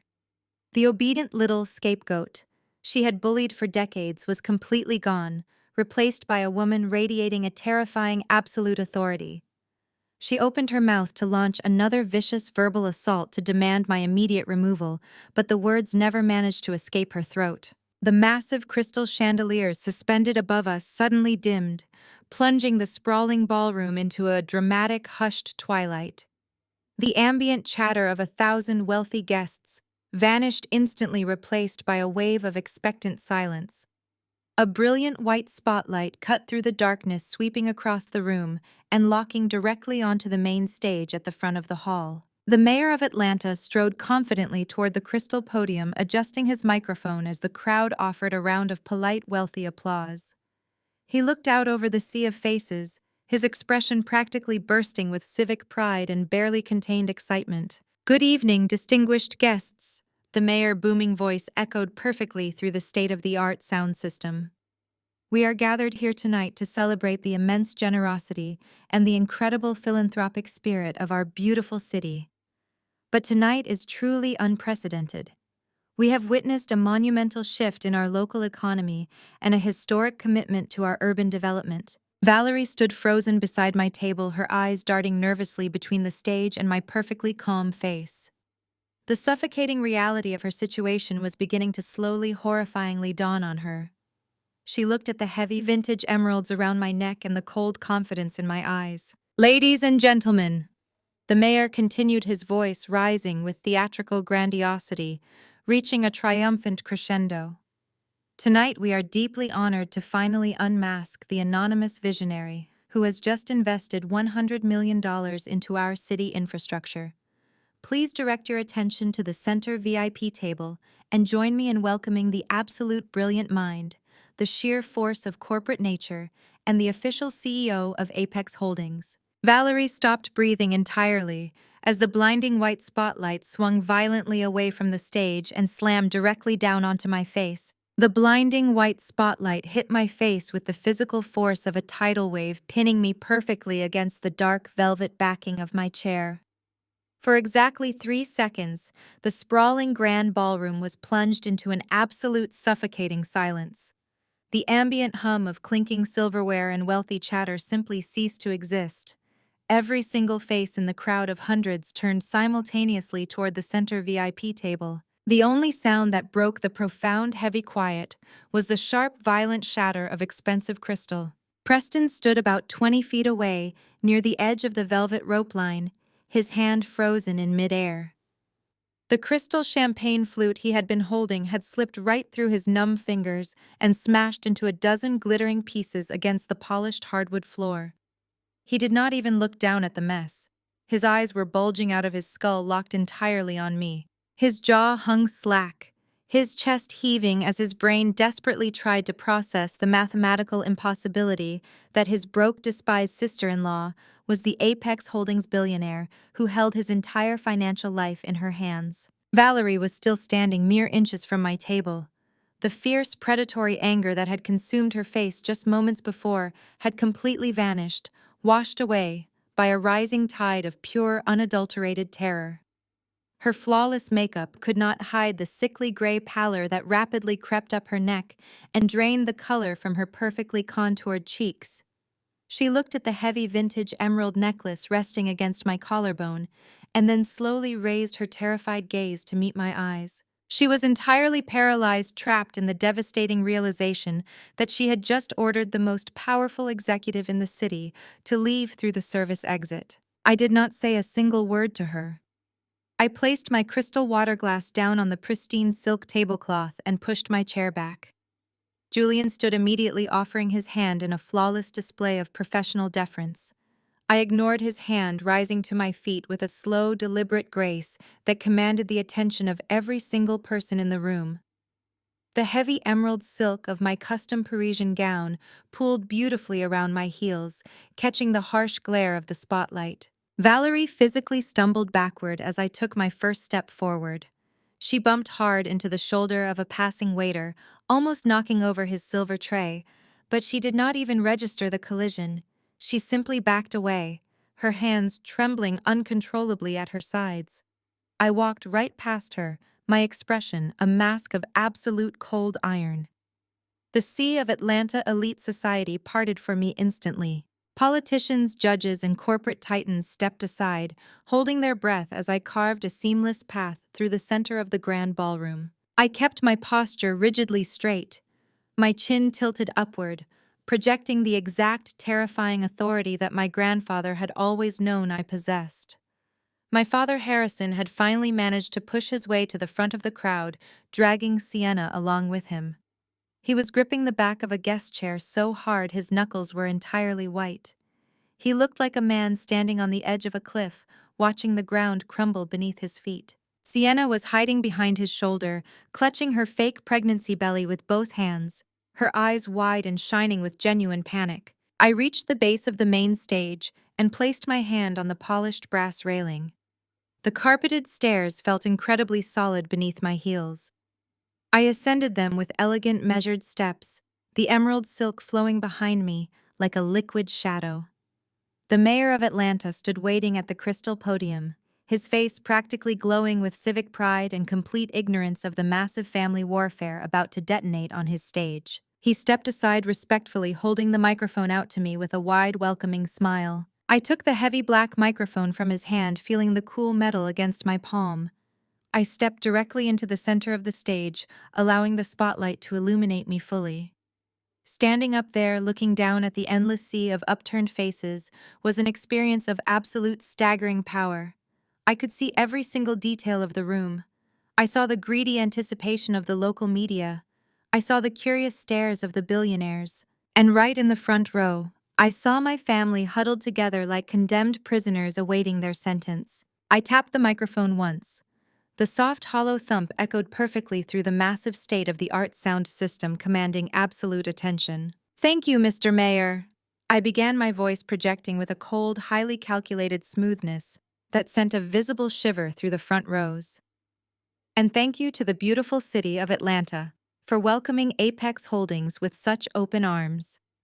It is truly an honor to stand before you tonight to celebrate the spirit of philanthropy and the deep, enduring bonds of family legacy." I paused deliberately, letting my gaze sweep over the crowd before locking directly onto the terrified faces of my parents. My father swallowed hard, his throat bobbing visibly in the stage light. My parents always taught me about the immense, unparalleled value of commercial real estate, I said, my voice echoing cleanly across the silent ballroom. From a very young age, they taught me that a solid foundation is the only thing that truly matters in this world. They taught me about making necessary sacrifices to preserve the family name and protecting legacy assets at all costs. A low murmur of polite approval rippled through the back of the room from guests who mistakenly believed they were listening to a traditional, heartwarming speech about family values. But the people in the front row, the ones who actually knew me, felt the dangerous, lethal undertone in my words. Preston was sweating profusely, entirely unable to look away. In fact, they believed in those financial lessons so deeply that they recently decided to put them into immediate practice. I continued my tone, dropping slightly, becoming sharper, and infinitely more dangerous. They recently sold my rather precious downtown building to fund their lavish social lifestyle and to cover some rather massive toxic debts hidden inside their private wealth management firm. The polite murmurs in the crowd vanished instantly, replaced by a sudden shocked intake of breath. The mayor shifted uncomfortably behind me, completely entirely confused by the sudden dark turn of my speech. Valerie let out a tiny strangled gasp, pressing both of her hands over her mouth. I smiled sharply, looking directly down at Preston and my father. The cold iron shield around my heart finally cracked just enough to let the pure, absolute vengeance shine through my eyes. They were so desperate to liquidate that asset that they forged my signature on the federal release forms, I said, my voice ringing with total, undeniable authority. They thought they were incredibly clever. They thought they were selling my inheritance to a faceless foreign entity to save themselves from a looming federal indictment. What they did not realize was that the anonymous buyer they sold it to was me. The exact second those final words left my mouth, Julian executed the final command from his secure terminal at the VIP table. The giant, massive presentation screen spanning the entire back wall of the stage suddenly flared to brilliant life behind me. The screens did not display the Apex Holdings corporate logo or a friendly charity video. Instead, they displayed highly magnified, incredibly detailed, high-definition images of their forged real estate deeds, offshore wire transfer logs, and the completely damning financial records, proving every single ounce of their massive corporate fraud for the entire city of Atlanta to see. I pressed the small black button on the presentation remote, resting in the palm of my hand. A sharp, high-definition beep echoed through the state-of-the-art sound system as the massive digital screens behind me transitioned instantly. The highly magnified image of a single legal document filled the entire back wall, bathing the terrified faces of my family in a stark, glowing white light. It was the official power of attorney form that had stripped me of my inheritance. I paced slowly across the polished stage, allowing the local politicians, corporate titans, and investigative journalists to read the fraudulent header for themselves. My father Harrison had built his entire identity on his immaculate legal reputation. He was a highly respected sitting judge who handed down rigid moral sentences to ordinary citizens every single day from his elevated bench. I raised the heavy black microphone back to my lips, taking a slow, deliberate breath. Right there at the bottom of the page is the official state notary seal. I said, my voice perfectly steady and ruthlessly clear, carrying to the furthest corners of the grand ballroom. My father, a sitting judge, notarized a forged signature to facilitate the theft of a commercial property. He used his sworn legal authority to legitimize a massive federal crime simply to maintain his country club membership and his custom-tailored suits. The collective gasp from the wealthy audience was immediate and deafening. The ambient silence completely shattered as several local journalists in the media pit began furiously typing on their phones, recording every single damning word of the confession. Harrison physically swayed on his feet, his hands releasing the back of the chair he had been gripping so tightly. He looked completely hollowed out, a man watching his entire esteemed judicial career and his pending federal appointment evaporate into thin air in front of the very politicians who had supported him. Sienna was hyperventilating beside him, completely unable to comprehend the sheer magnitude of the legal destruction crashing down upon their heads. I did not give them a single second to recover their breath. I pressed the remote again. The digital screen shifted violently, displaying a complex, undeniable spiderweb of financial wire transfers, offshore account numbers, and corporate routing logs. The illicit amounts were highlighted in brilliant, glaring red ink for maximum visibility. And then there is the financial mastermind behind this entire operation, I announced, turning my cold, predatory gaze directly onto my brother-in-law. My brother-in-law, Preston, routed the stolen $15 million through his own private wealth management firm to launder it. He created 3 separate dummy corporations in the Cayman Islands, specifically designed to wash the illicit real estate funds and quietly funnel them back into their personal domestic accounts to cover his massive, toxic, outstanding debts. I pointed directly at the screen behind me, where Preston's personal digital signature and his firm official letterhead were displayed right next to the fraudulent transaction records linking him permanently to the federal crime. You all thought he was an absolute financial genius, I told the crowd of horrified billionaires and investors. You trusted him with your corporate portfolios and your generational family trusts. But Preston is nothing more than a desperate common thief wearing an expensive watch. He used the exact same firm you all invest with to actively launder stolen money. The reaction from the elite crowd was instantaneous and utterly brutal. Several wealthy clients who had invested heavily with Preston stood up abruptly from their tables, their faces twisting with absolute fury and sudden financial panic, realizing their own money was tied up in a criminal enterprise. Preston was sweating so profusely that his custom tuxedo shirt was entirely soaked through, clinging to his chest. He was shaking uncontrollably, looking frantically around the room for a single sympathetic face, and finding absolutely nothing but pure concentrated disgust. The most devastating reaction, however, came directly from the very front row of the VIP section. Preston came from an incredibly old money ultra-wealthy white family who prized their immaculate public reputation above absolutely everything else in the world. His parents were seated at a prime table completely paralyzed by the unfolding horror of their son being exposed as a federal money launderer. His mother, a rigid aristocratic woman, draped in heavy pearls and vintage Chanel, slowly rose to her feet. The entire ballroom watched in breathless silence as she walked deliberately toward where her son was standing trembling on the carpet. Preston saw her approaching and let out a pathetic, desperate sob, reaching his hands out toward her like a terrified child begging for maternal protection. "Mom, please!" He choked out his voice, cracking violently under the crushing weight of his total public destruction. "It is not what it looks like. I can explain everything to you and Dad." She did not say a single word of comfort. She did not offer him a shred of sympathy or grace. She stopped directly in front of him, raised her hand, and delivered a vicious, echoing slap across his face.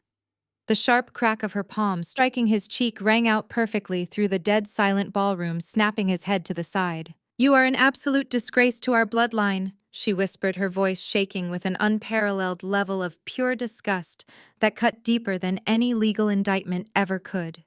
"You have permanently ruined our family name, and we will never forgive you for this humiliation." She turned her back on him completely, picking up her expensive evening bag and storming directly down the center aisle of the ballroom toward the exit. Her husband followed closely behind her, his face completely pale with silent, absolute shame. They abandoned their son right there on the crimson carpet, leaving him entirely isolated in his own self-created destruction. The sheer magnitude of the maternal rejection finally shattered whatever fragile grip Preston still maintained on his sanity. His in-laws had just been exposed as felons. His wealthy clients were preparing to sue him into oblivion, and his own aristocratic parents had publicly disowned him in front of the entire Atlanta elite. He had absolutely nothing left to lose and nowhere left to run. His wild, unblinking eyes locked onto me, standing elevated and untouched on the stage, looking down at him with perfect, cold indifference.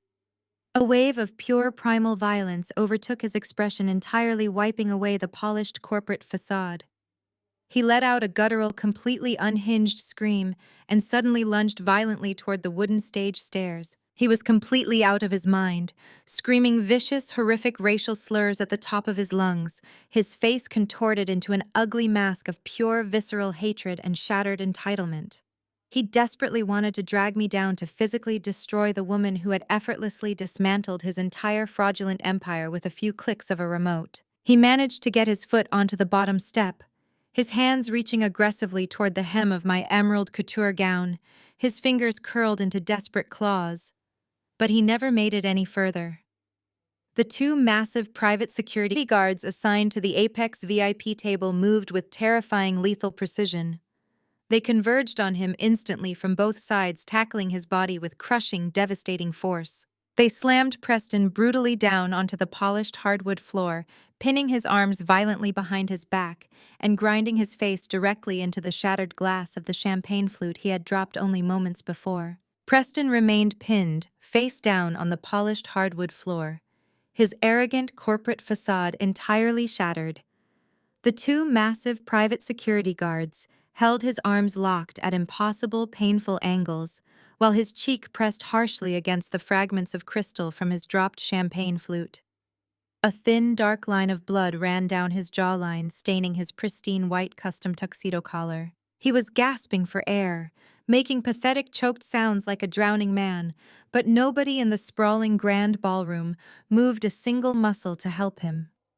The local media continued their relentless assault of flashing strobe cameras documenting every single second of his absolute public humiliation. My father Harrison watched his golden son-in-law get neutralized with brutal mechanical efficiency, and his own polished judicial mask finally cracked.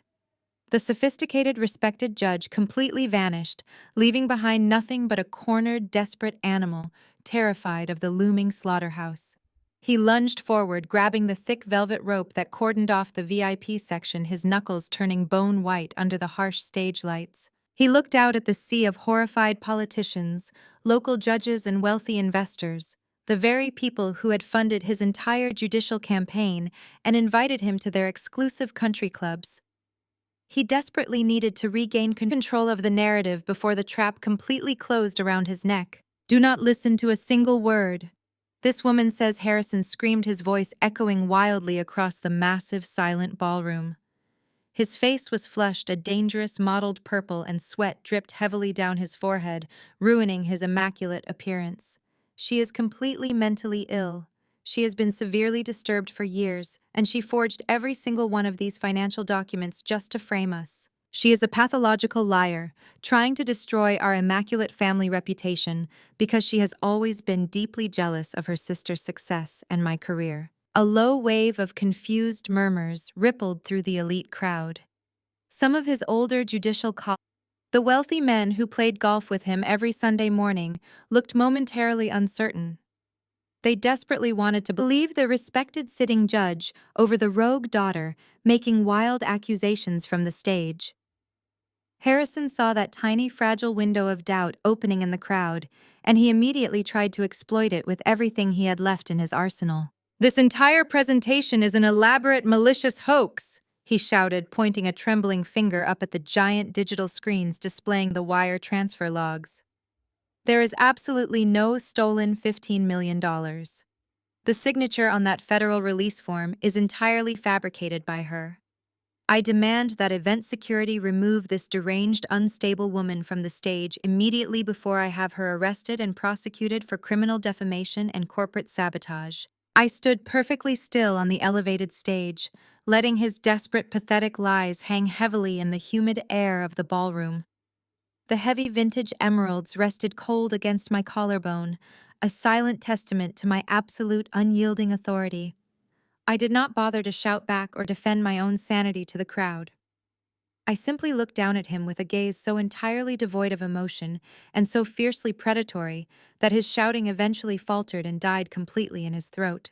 I raised my right hand and pressed the small black button on the presentation remote one more time. The giant digital screens behind me went entirely black, plunging the stage into a momentary dramatic shadow.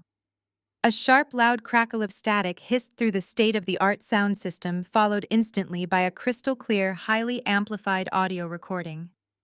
It was a private conversation captured exactly 4 weeks ago, inside the heavily soundproofed mahogany walls of my father's private judicial chambers, recorded by a hidden device I had planted under his desk during a mandatory family visit. Preston's arrogant, distinct voice echoed cleanly through the dead silent ballroom first. "The money is completely clean, Harrison," his recorded voice boasted, laced with toxic overconfidence. "I routed the entire $15 million through 3 separate dummy corporations in the Cayman Islands, just like we planned. Amara's signature on the federal property release was forged perfectly. Nobody is ever going to look twice at the authenticity of the notary seal since you officially stamped it yourself." Then my father's voice filled the massive room, dripping with cold, ruthless calculation, completely destroying his own desperate defense. "Just make sure that liquidated real estate cash is immediately transferred to cover the toxic firm debts before the federal banking auditors arrive next month. We sell her building, we save our own skins, and Amara takes the absolute fall if the IRS ever comes knocking. She is a naive, weak little scapegoat, Preston. She will never even know her grandfather. Inheritance is gone until it is entirely too late for her to fight back." The audio recording clicked off, leaving a devastating, suffocating silence in its wake. The absolute, undeniable audio proof of their federal conspiracy had just been broadcast to hundreds of the most powerful and influential people in the city of Atlanta. The older judges who had hesitated just moments before now looked at Harrison with pure, unadulterated revulsion, backing away from the velvet ropes as if he were carrying a highly contagious disease. Local investigative journalists in the media pit were frantically recording the entire damning exchange on their phones, knowing they had just captured the greatest political and corporate scandal of the decade. Sienna let out a high-pitched wail of pure terror, clutching her fake pregnancy belly with both hands and slowly sinking to her knees on the polished hardwood floor. Valerie stood entirely frozen, her perfectly manicured hands covering her mouth, her eyes wide and completely vacant as the suffocating reality of their total generational destruction finally set in. "You are absolutely right about one thing, Dad," I said, my voice cutting through the thick, heavy silence like a razor-sharp diamond blade carrying effortlessly over the microphones. I was incredibly naive for a very long time, but I am definitely not the one who is going to take the fall tonight. Before Harrison could even attempt to open his mouth to formulate another pathetic lie, a massive, heavy thud echoed violently from the back of the grand hall. The towering, solid mahogany double doors of the ballroom were violently thrown open, hitting the adjacent walls with a resounding structural crash. The ambient, warm twilight of the room was suddenly pierced by the harsh, flashing red and blue lights of multiple government tactical vehicles parked aggressively blocking the red carpet outside. A tactical formation of exactly 10 individuals marched in perfect synchronized unison through the grand entrance. They were absolutely not local Atlanta police officers or private event security guards.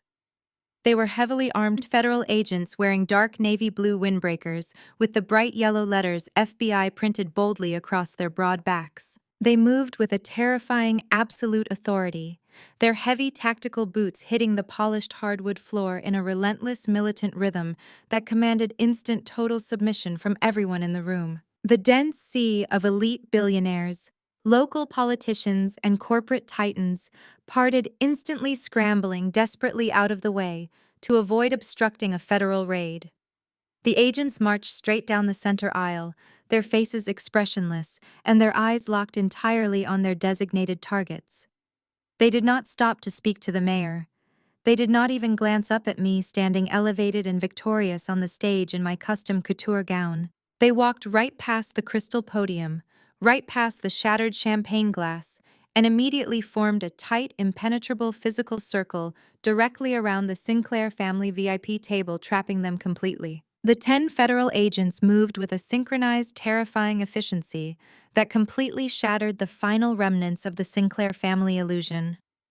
They did not care about the emerald silk gowns, or the expensive tailored tuxedos, or the massive crystal chandeliers suspended above their heads. They were an invading force of dark navy windbreakers, forming a tight, impenetrable ring around the center VIP table. The Atlanta elite, who had just been clapping politely for my father, watched in absolute breathless horror as the lead agent, a tall, broad-shouldered man with a completely emotionless face, stepped directly over the shattered champagne glass on the hardwood floor.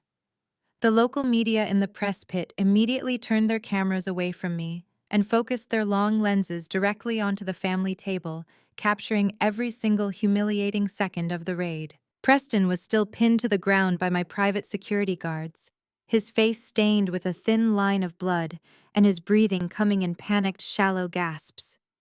The lead FBI agent gave a single sharp nod, and my men stepped back instantly, surrendering their hold to the federal authorities. Two agents immediately reached down and hauled Preston up by his armpits, dragging him roughly to his feet. His legs could barely support his own weight. He sagged heavily between them, his custom suit rumpled and stained, looking absolutely nothing like the arrogant financial mastermind who had orchestrated the theft of my grandfather building. His eyes darted around the room looking for any sign of salvation, but the wealthy investors he had defrauded only stared back with pure concentrated venom. "You have the right to remain silent." The lead agent began his voice, a deep, booming baritone that required no microphone to carry across the dead-silent ballroom. The standard Miranda warning cut through the heavy, humid air of the room like a physical blade. Every single syllable was a hammer striking the final nails into their generational coffins. "Anything you say can and will be used against you in a court of law." Harrison was backed against the edge of the velvet rope line, his chest heaving violently beneath his tailored tuxedo shirt. The polished, respected judicial facade he had worn like impenetrable armor for 30 years, completely dissolved, leaving behind nothing but a panicked, desperate old man. Valerie stood entirely frozen beside him, her hands pressed against her mouth, entirely unable to process the absolute destruction of her social empire. When two agents stepped toward my father, pulling heavy steel handcuffs from their utility belts, his pure, toxic entitlement finally snapped. He threw his hands up in the air violently, shoving one of the agents backward in a desperate, pathetic display of physical resistance. "Do not dare touch me!" He screamed, his voice cracking wildly under the crushing pressure of his total public ruin. "Take your hands off me right now. I am a sitting judge in the state of Georgia. I have absolute judicial immunity from prosecution. You are making a massive career-ending mistake, and I will personally see to it that every single one of you loses your badges for this outrageous insult." He was pointing a trembling finger right at the lead agent chest. His face mottled purple with a dangerous mixture of rage and sheer terror. He genuinely believed that his title would somehow protect him from the federal consequences of his own staggering greed. He looked out into the crowd, desperate to find his fellow judicial colleagues, the men he played golf with every Sunday, but they were all physically backing away from the table, treating him like a highly contagious disease. He thought he could simply shout down the FBI, the exact same way he had shouted down his legal opponents and his own family for decades. The lead agent did not even blink at the unhinged outburst. He did not take a single step back, and he did not look intimidated in the slightest. He simply reached out, grabbed my father by the lapels of his expensive custom tuxedo, and slammed him forcefully face first down onto the pristine white silk tablecloth of the VIP table. The expensive floral centerpiece toppled over, sending imported white orchids and crystal vases scattering violently across the floor. "Immunity does not cover federal wire fraud and money laundering across state lines," Judge the lead agent replied, his voice completely devoid of respect or hesitation. "You have the right to an attorney. If you cannot afford an attorney, one will be provided for you." Harrison let out a choked, agonizing gasp as the agent forcefully wrenched his arms behind his back. The sheer physical humiliation of being manhandled and restrained in front of the mayor, the local politicians, and the very corporate titans he had tried to impress for his entire life completely broke his spirit. He stopped fighting and went entirely limp against the table, his face buried in the spilled water and crushed orchids, accepting the absolute reality of his destruction. Down on the polished hardwood floor, Sienna watched her father and her husband being systematically dismantled by federal authorities. The protective bubble of wealth and status she had enjoyed her entire life was completely gone. She looked around wildly at the sea of disgusted faces surrounding them, realizing that absolutely no one in the room was going to intervene on their behalf. Her eyes finally tracked upward past the federal agents, finding me standing elevated and untouched on the absolute edge of the wooden stage. She let out a desperate, high-pitched wail and scrambled forward on her hands and knees, her expensive designer gown catching under her heels and tearing slightly against the floorboards. She dragged herself directly to the base of the wooden stage stairs, completely abandoning whatever shred of aristocratic dignity she had left. She reached up and violently grabbed the heavy emerald silk hem of my couture gown, her hands gripping the fabric so tightly, her knuckles turned bone white. "Please, Amara," she sobbed hysterically, her face streaked with ruined mascara and sweat, looking up at me with wide, terrified eyes. "Please, you have to stop them. You cannot let them take Preston away from me. I am pregnant, Amara. I am carrying your nephew. You cannot send the father of my baby to federal prison. Please have mercy on us." She was weaponizing the exact same fake pregnancy she had been using to secure her golden position in the family for the last 6 months. She thought she could use my basic human empathy against me, playing the role of the innocent, terrified, expectant mother to somehow halt a federal indictment. She thought I was still the weak, obedient scapegoat who would sacrifice my own justice to protect her fragile happiness. I did not flinch, and I did not pull my dress away from her desperate grip.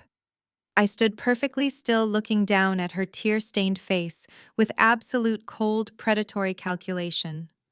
The heavy vintage emeralds around my neck caught the harsh glare of the stage lights, projecting my total authority. I slowly reached down and wrapped my fingers around her wrists, peeling her hands off my silk gown with the exact same slow, deliberate force I had used on our mother just moments before. "We both know there is absolutely no baby Sienna," I said, my voice a lethal velvet whisper that only she and the agents closest to the stage could hear. I saw the fertility clinic bills hidden inside Preston offshore accounts. "There is no child to protect tonight. Sienna froze entirely, her fake hysterical sobbing instantly silenced. Her eyes went wide with pure, unadulterated shock as she realized I had systematically uncovered every single layer of her pathetic, fraudulent life. The ultimate emotional trump card she had been holding on to was nothing more than useless dust in the wind. But do not worry, I continued, a sharp, cold smile spreading across my face as I looked down at her completely shattered expression. The feds are going to give you plenty of free time to figure out your next lie. The heavy metallic click of thick steel handcuffs snapping shut echoed sharply across the grand ballroom. Preston was hoisted aggressively to his feet, his wrists bound tightly behind his back, his head hanging down in total absolute defeat. A second later, the identical sharp click sounded from the VIP table as the lead agent secured the cuffs around my father's wrists, locking the corrupt sitting judge in irons in front of the entire city of Atlanta. The harsh metallic sound of those locks engaging was the exact moment the polished illusion of the Sinclair dynasty shattered into a million irreparable pieces. The federal agents moved with mechanical precision, patting down my father-tailored tuxedo for weapons and confiscating his expensive leather wallet and gold money clip. Harrison did not fight them anymore. His shoulders were completely slumped forward, his chin resting on his chest, entirely broken by the undeniable reality of his public destruction. Valerie stood frozen, mere inches away from the overturned VIP table. The crushed white orchids and spilled water from the ruined centerpiece soaked into the hem of her designer gown, but she did not seem to notice. Her perfect aristocratic breathing had completely deteriorated into rapid, shallow gasps. She was hyperventilating, watching the two federal agents roughly march her golden son-in-law Preston toward the heavy mahogany doors. She raised her trembling hands to her throat, her eyes darting wildly around the silent, sprawling ballroom, desperately searching for an exit, a loophole, or a savior. She found absolutely nothing but a sea of wealthy elite peers staring back at her with unadulterated disgust. And then her frantic wide eyes tracked upward and locked directly onto me. I was still standing at the absolute center of the elevated stage, the harsh white spotlight catching the heavy vintage emeralds resting against my collarbone. I did not look away. I met my mother's terrified gaze with a stare of pure glacial iron. The sheer sight of me standing there, victorious and untouchable, while her entire world burned to ashes, triggered something deep and violently venomous inside her fragile mind. The suffocating panic gripping her chest suddenly twisted into a frantic delusional rage. She pushed past a federal agent who tried to instruct her to remain seated and stumbled aggressively toward the base of the wooden stage stairs. Her expensive heels caught on the thick carpet, but she caught her balance, her face contorting into an ugly mask of pure unhinged desperation. "You cannot do this to us!" she screamed, her voice cracking wildly, echoing through the cavernous hall with a shrill, terrifying desperation. "You are a part of this family, Amara. You are just as responsible for this mess as we are, and you are absolutely not walking out of this ballroom unscathed." The lead FBI agent turned around, his hand resting casually on his tactical belt, assessing whether she was going to be a physical threat.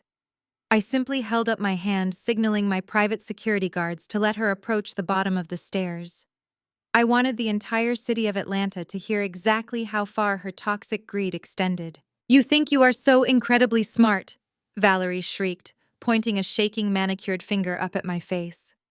Her carefully maintained societal elegance was completely gone, replaced by the vicious cornered animal she truly was. "You think you outmaneuvered us tonight by buying that building and setting this elaborate trap. But you forgot about the restaurant, Amara. You forgot about the lunch we had just 3 days ago when you sat across from me and surrendered." A confused murmur rippled through the front rows of the audience. The local investigative journalists leaned forward, their recording devices aimed directly at my mother, desperate to capture every single manic syllable escaping her lips. Valerie turned to face the crowd, her chest heaving, trying to weaponize the law one final time in a pathetic attempt to save her sinking ship. "She signed the release form," she shouted, gesturing wildly toward the federal agent standing near the exit. "You need to arrest her too, or at least freeze every single one of her corporate accounts immediately. I personally watched her sign the legal family waiver at the restaurant. She completely waived her rights to contest the family financial trust. She spun back to face me, a twisted, triumphant smile breaking through her hysterical tears. She genuinely believed she was holding the ultimate trump card. She believed her own manipulative brilliance had somehow secured her salvation at the absolute last possible second. "You signed it in blue ink, right in front of me," Valerie sneered, her voice dripping with venomous satisfaction. "You explicitly waived your right to independent financial separation. The law in this state is absolutely crystal clear, Amara. Whatever you own, whatever massive corporate empire you have secretly built, the Sinclair family is legally entitled to exactly one half of it. You belong to us. Your Apex Holdings billions belong to us. We own half of your assets, and we are going to use every single penny of your money to pay off the federal government and hire the best defense attorneys in the country." She stood at the bottom of the stairs, panting heavily, completely convinced that she had just checkmated me in front of the entire city. She thought she had outsmarted me over a simple, overpriced lunch, forcing me to sign away my protection. She looked up at me, expecting to see terror or panic crossing my features. Instead, I did not even blink. I did not utter a single word in my own defense. I simply stepped back from the crystal podium and looked over my right shoulder. Julian, my flawless right hand, and the absolute architect of my corporate legal strategy, stepped forward from the shadows of the stage wing. He was wearing a perfectly tailored dark suit, holding a sleek leather folio. His expression was a mask of cold, absolute professionalism. He walked directly to the center of the stage, stopping right beside me. He reached out and took the heavy black microphone from its stand, holding it comfortably in his hand. Valerie's triumphant smile faltered slightly as she looked up at the unfamiliar, imposing man standing beside her daughter. "Actually, Mrs. Sinclair," Julian began, his voice echoing through the massive sound system with a rich, deeply calm authority that commanded instant silence. "You are fundamentally mistaken about the specific legal nature of the document you forced your daughter to sign at that restaurant." Valerie's physical posture stiffened, her eyes narrowing as she gripped the brass railing of the stairs.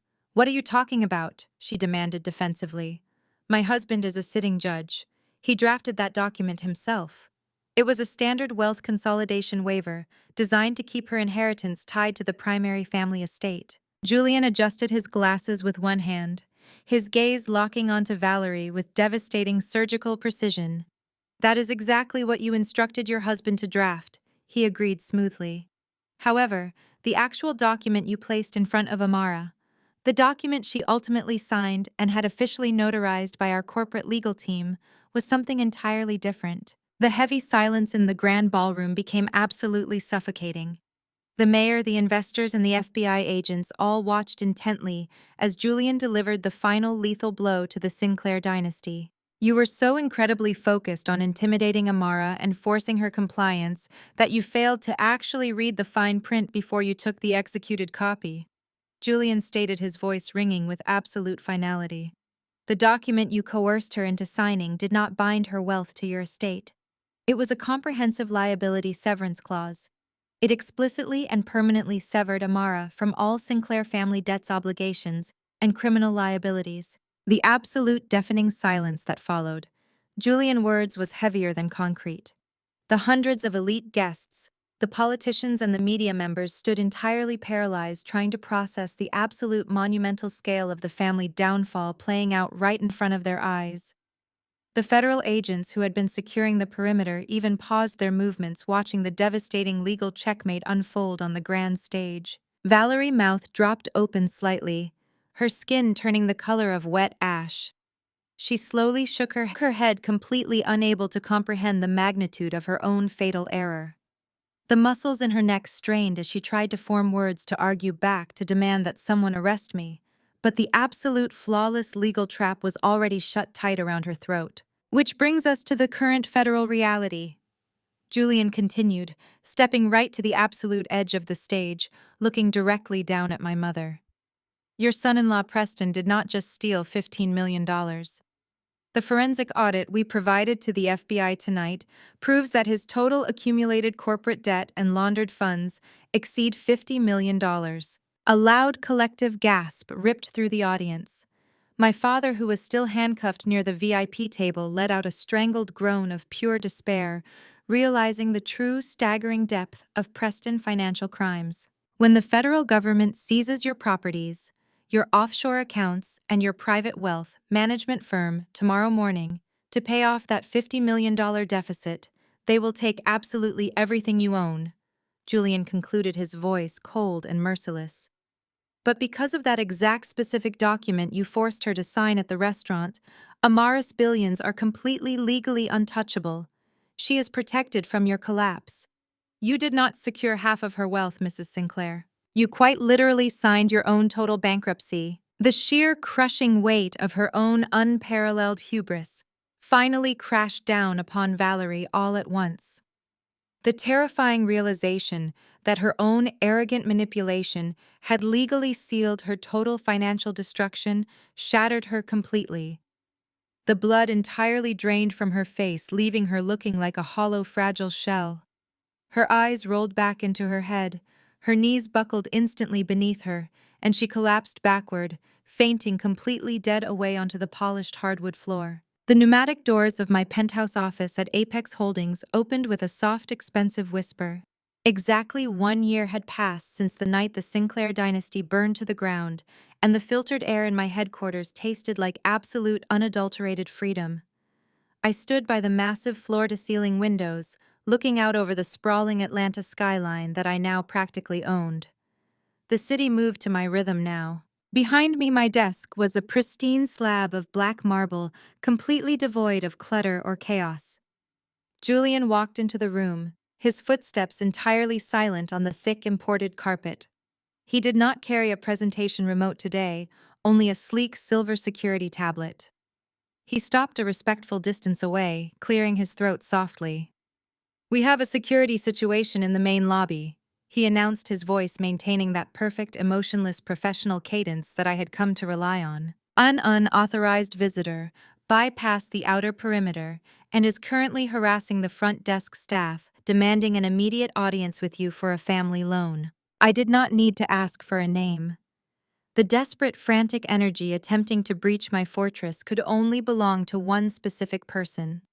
I turned away from the panoramic view of my victorious empire, smoothing the lapels of my tailored, crisp white blazer.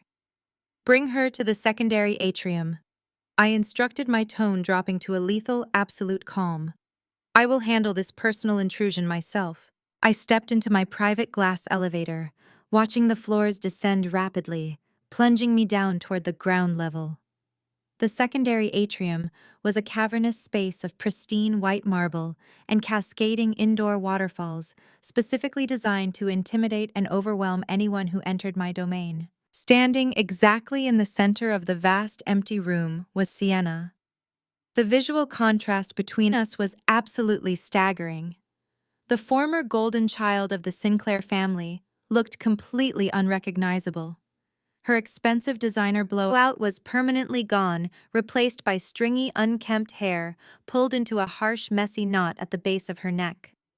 The couture silk gowns she used to flaunt had been traded for a faded, cheap poly-blend sweater that hung awkwardly off her noticeably thin frame. She was trembling violently, her hands clutching a scuffed plastic purse that looked like it had been salvaged from a discount bin. Her eyes darted wildly around the opulent marble room, calculating the sheer, unimaginable wealth surrounding her.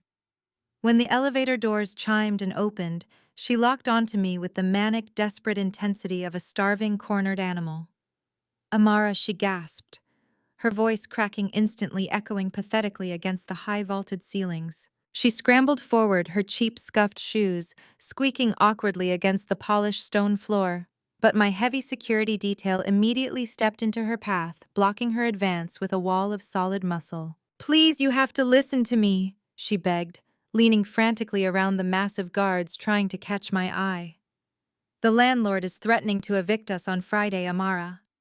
Mom and I cannot survive in that cramped 2-bedroom apartment anymore." The plumbing is completely backed up and the heating barely works, and mom just cries in the dark all day long because she has nothing left to sell. I stood perfectly still, my hands resting comfortably in my blazer pockets, looking at her with absolute glacial detachment. The heavy vintage emeralds around my neck caught the ambient light, projecting my total untouchable authority. I did not raise my voice. I did not show a single ounce of pity or hesitation. Harrison is currently serving an 8-year sentence in a federal penitentiary. I stated, simply letting the brutal reality of our corrupt father crash heavily over her shivering shoulders. He sweeps the prison cafeteria floors for 30 cents an hour and eats off a metal tray. And your golden husband Preston is working a mandatory double shift in a windowless telemarketing call center, fielding verbal abuse from strangers, just to pay off the bare minimum interest on his federal restitution. Your immaculate aristocratic life is entirely gone, Sienna. She dropped heavily to her knees right there on the cold marble floor, completely abandoning the very last shred of her toxic pride. She was weeping openly, loud, ugly, agonizing sobs that bounced off the glass walls of the atrium. "We have absolutely nothing left, Amara," she wailed, her face contorted in pure visceral agony. Preston's wealthy parents blocked all our phone calls the day after the arrest. All our country club friends cross the street and pretend they do not even know us. You are a billionaire now. You have more money and power than our family ever dreamed of possessing. I am begging you, as your own flesh and blood sister, just give us a family loan, just enough to get a decent house and help mom afford her regular lifestyle again. You can save us from this nightmare with a single signature. I walked slowly toward her, the sharp, deliberate click of my designer heels echoing like a judge gavel coming down for the final, irreversible ruling. My security detail parted silently, letting me stand directly over her pathetic, weeping form. I reached into the interior pocket of my blazer and pulled out a crisp white envelope. I did not hand it to her. I simply let it drop from my fingers, watching it flutter down and land softly on the marble directly in front of her trembling knees. Sienna stopped crying for a fraction of a second, staring down at the envelope with a sudden burst of desperate, foolish hope. Her shaking fingers ripped the paper open, tearing the flap back, expecting to find a cashier check for millions of dollars to magically erase her consequences and restore her stolen crown. Instead, she pulled out two jagged, torn pieces of paper carefully taped back together. It was the exact same $10,000 check they had violently thrown in my face at the restaurant exactly 1 year ago. The insulting hush money they had tried to use to buy my submission and force my permanent silence. Sienna stared blindly at the taped pieces of paper, her breath catching painfully in her throat as the suffocating realization of her absolute permanent defeat finally sank deep into her bones. "You told me to take this and upgrade my life," I said, my voice dropping to an icy, victorious whisper that sliced right through her shattered soul. "I did. Now it is your turn." I did not wait for her to scream or cry or beg for mercy again. I turned my back on the broken, weeping remnants of the Sinclair family and walked smoothly back toward my private elevator. I stepped inside, and the heavy glass doors slid shut with a soft final click, sealing me safely away in my own untouchable empire and leaving them behind forever. True power lies in composure and foresight, not in titles or arrogance. Amara's family underestimated her because they viewed her through a lens of their own bias, blinding them to her genuine success and strategic intelligence.